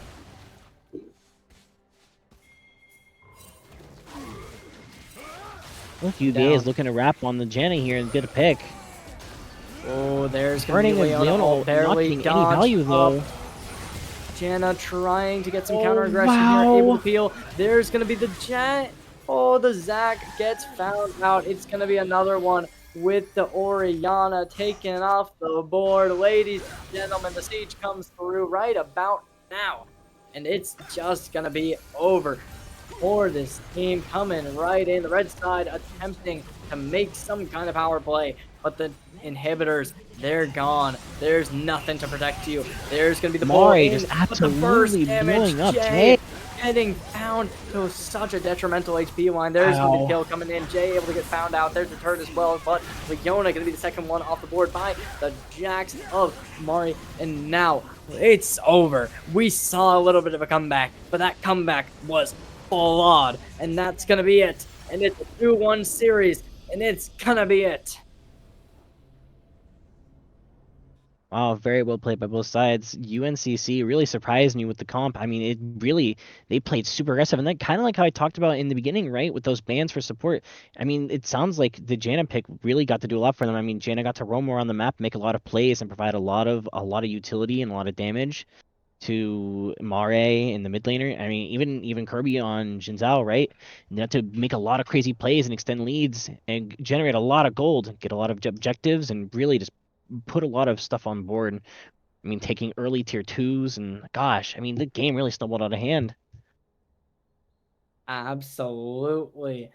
We thought it would be close. We thought it would be even, but it was just barely holding by on a scrape of luck. And at the end, we saw the Baron, we saw the game end, and it was just an absurd finisher. And now, I mean, I don't know what you can even expect to happen. Yeah, I don't know. However, I mean that if you think about it though, UVA with a 2-0 lead, this puts them at 2-1, and this puts UNCC at what is it? Puts them at 1-2. Of all of the ways, I mean, UNCC or UVA really playing strong in the earlier part of the season, putting themselves in 2-0s for most of their matches, really struggling against UNCC. I mean, it really goes to show, kind of like you said. I mean, it's so early on; it's hard for people to really gauge the strength of these teams. We really got to see it today from UNCC, who just really, I mean, they put it all forward, they put it all out there, and they walked away with the game.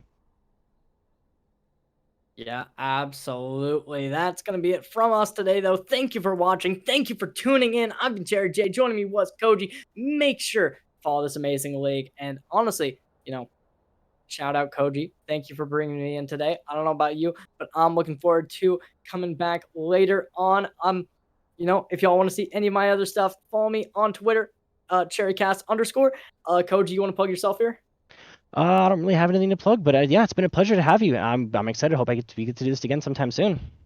Absolutely. And make sure to shout out to Blast. Make sure to thank him in the comments for putting on this production, for putting on the phenomenal things behind the scenes. I know I could never do it, but that's going to be it from us today. Thank you for coming in, and thank you for having a blast with us, watching these two teams duke it up. Thank you for watching, and that's going to be it from us today. Thank you.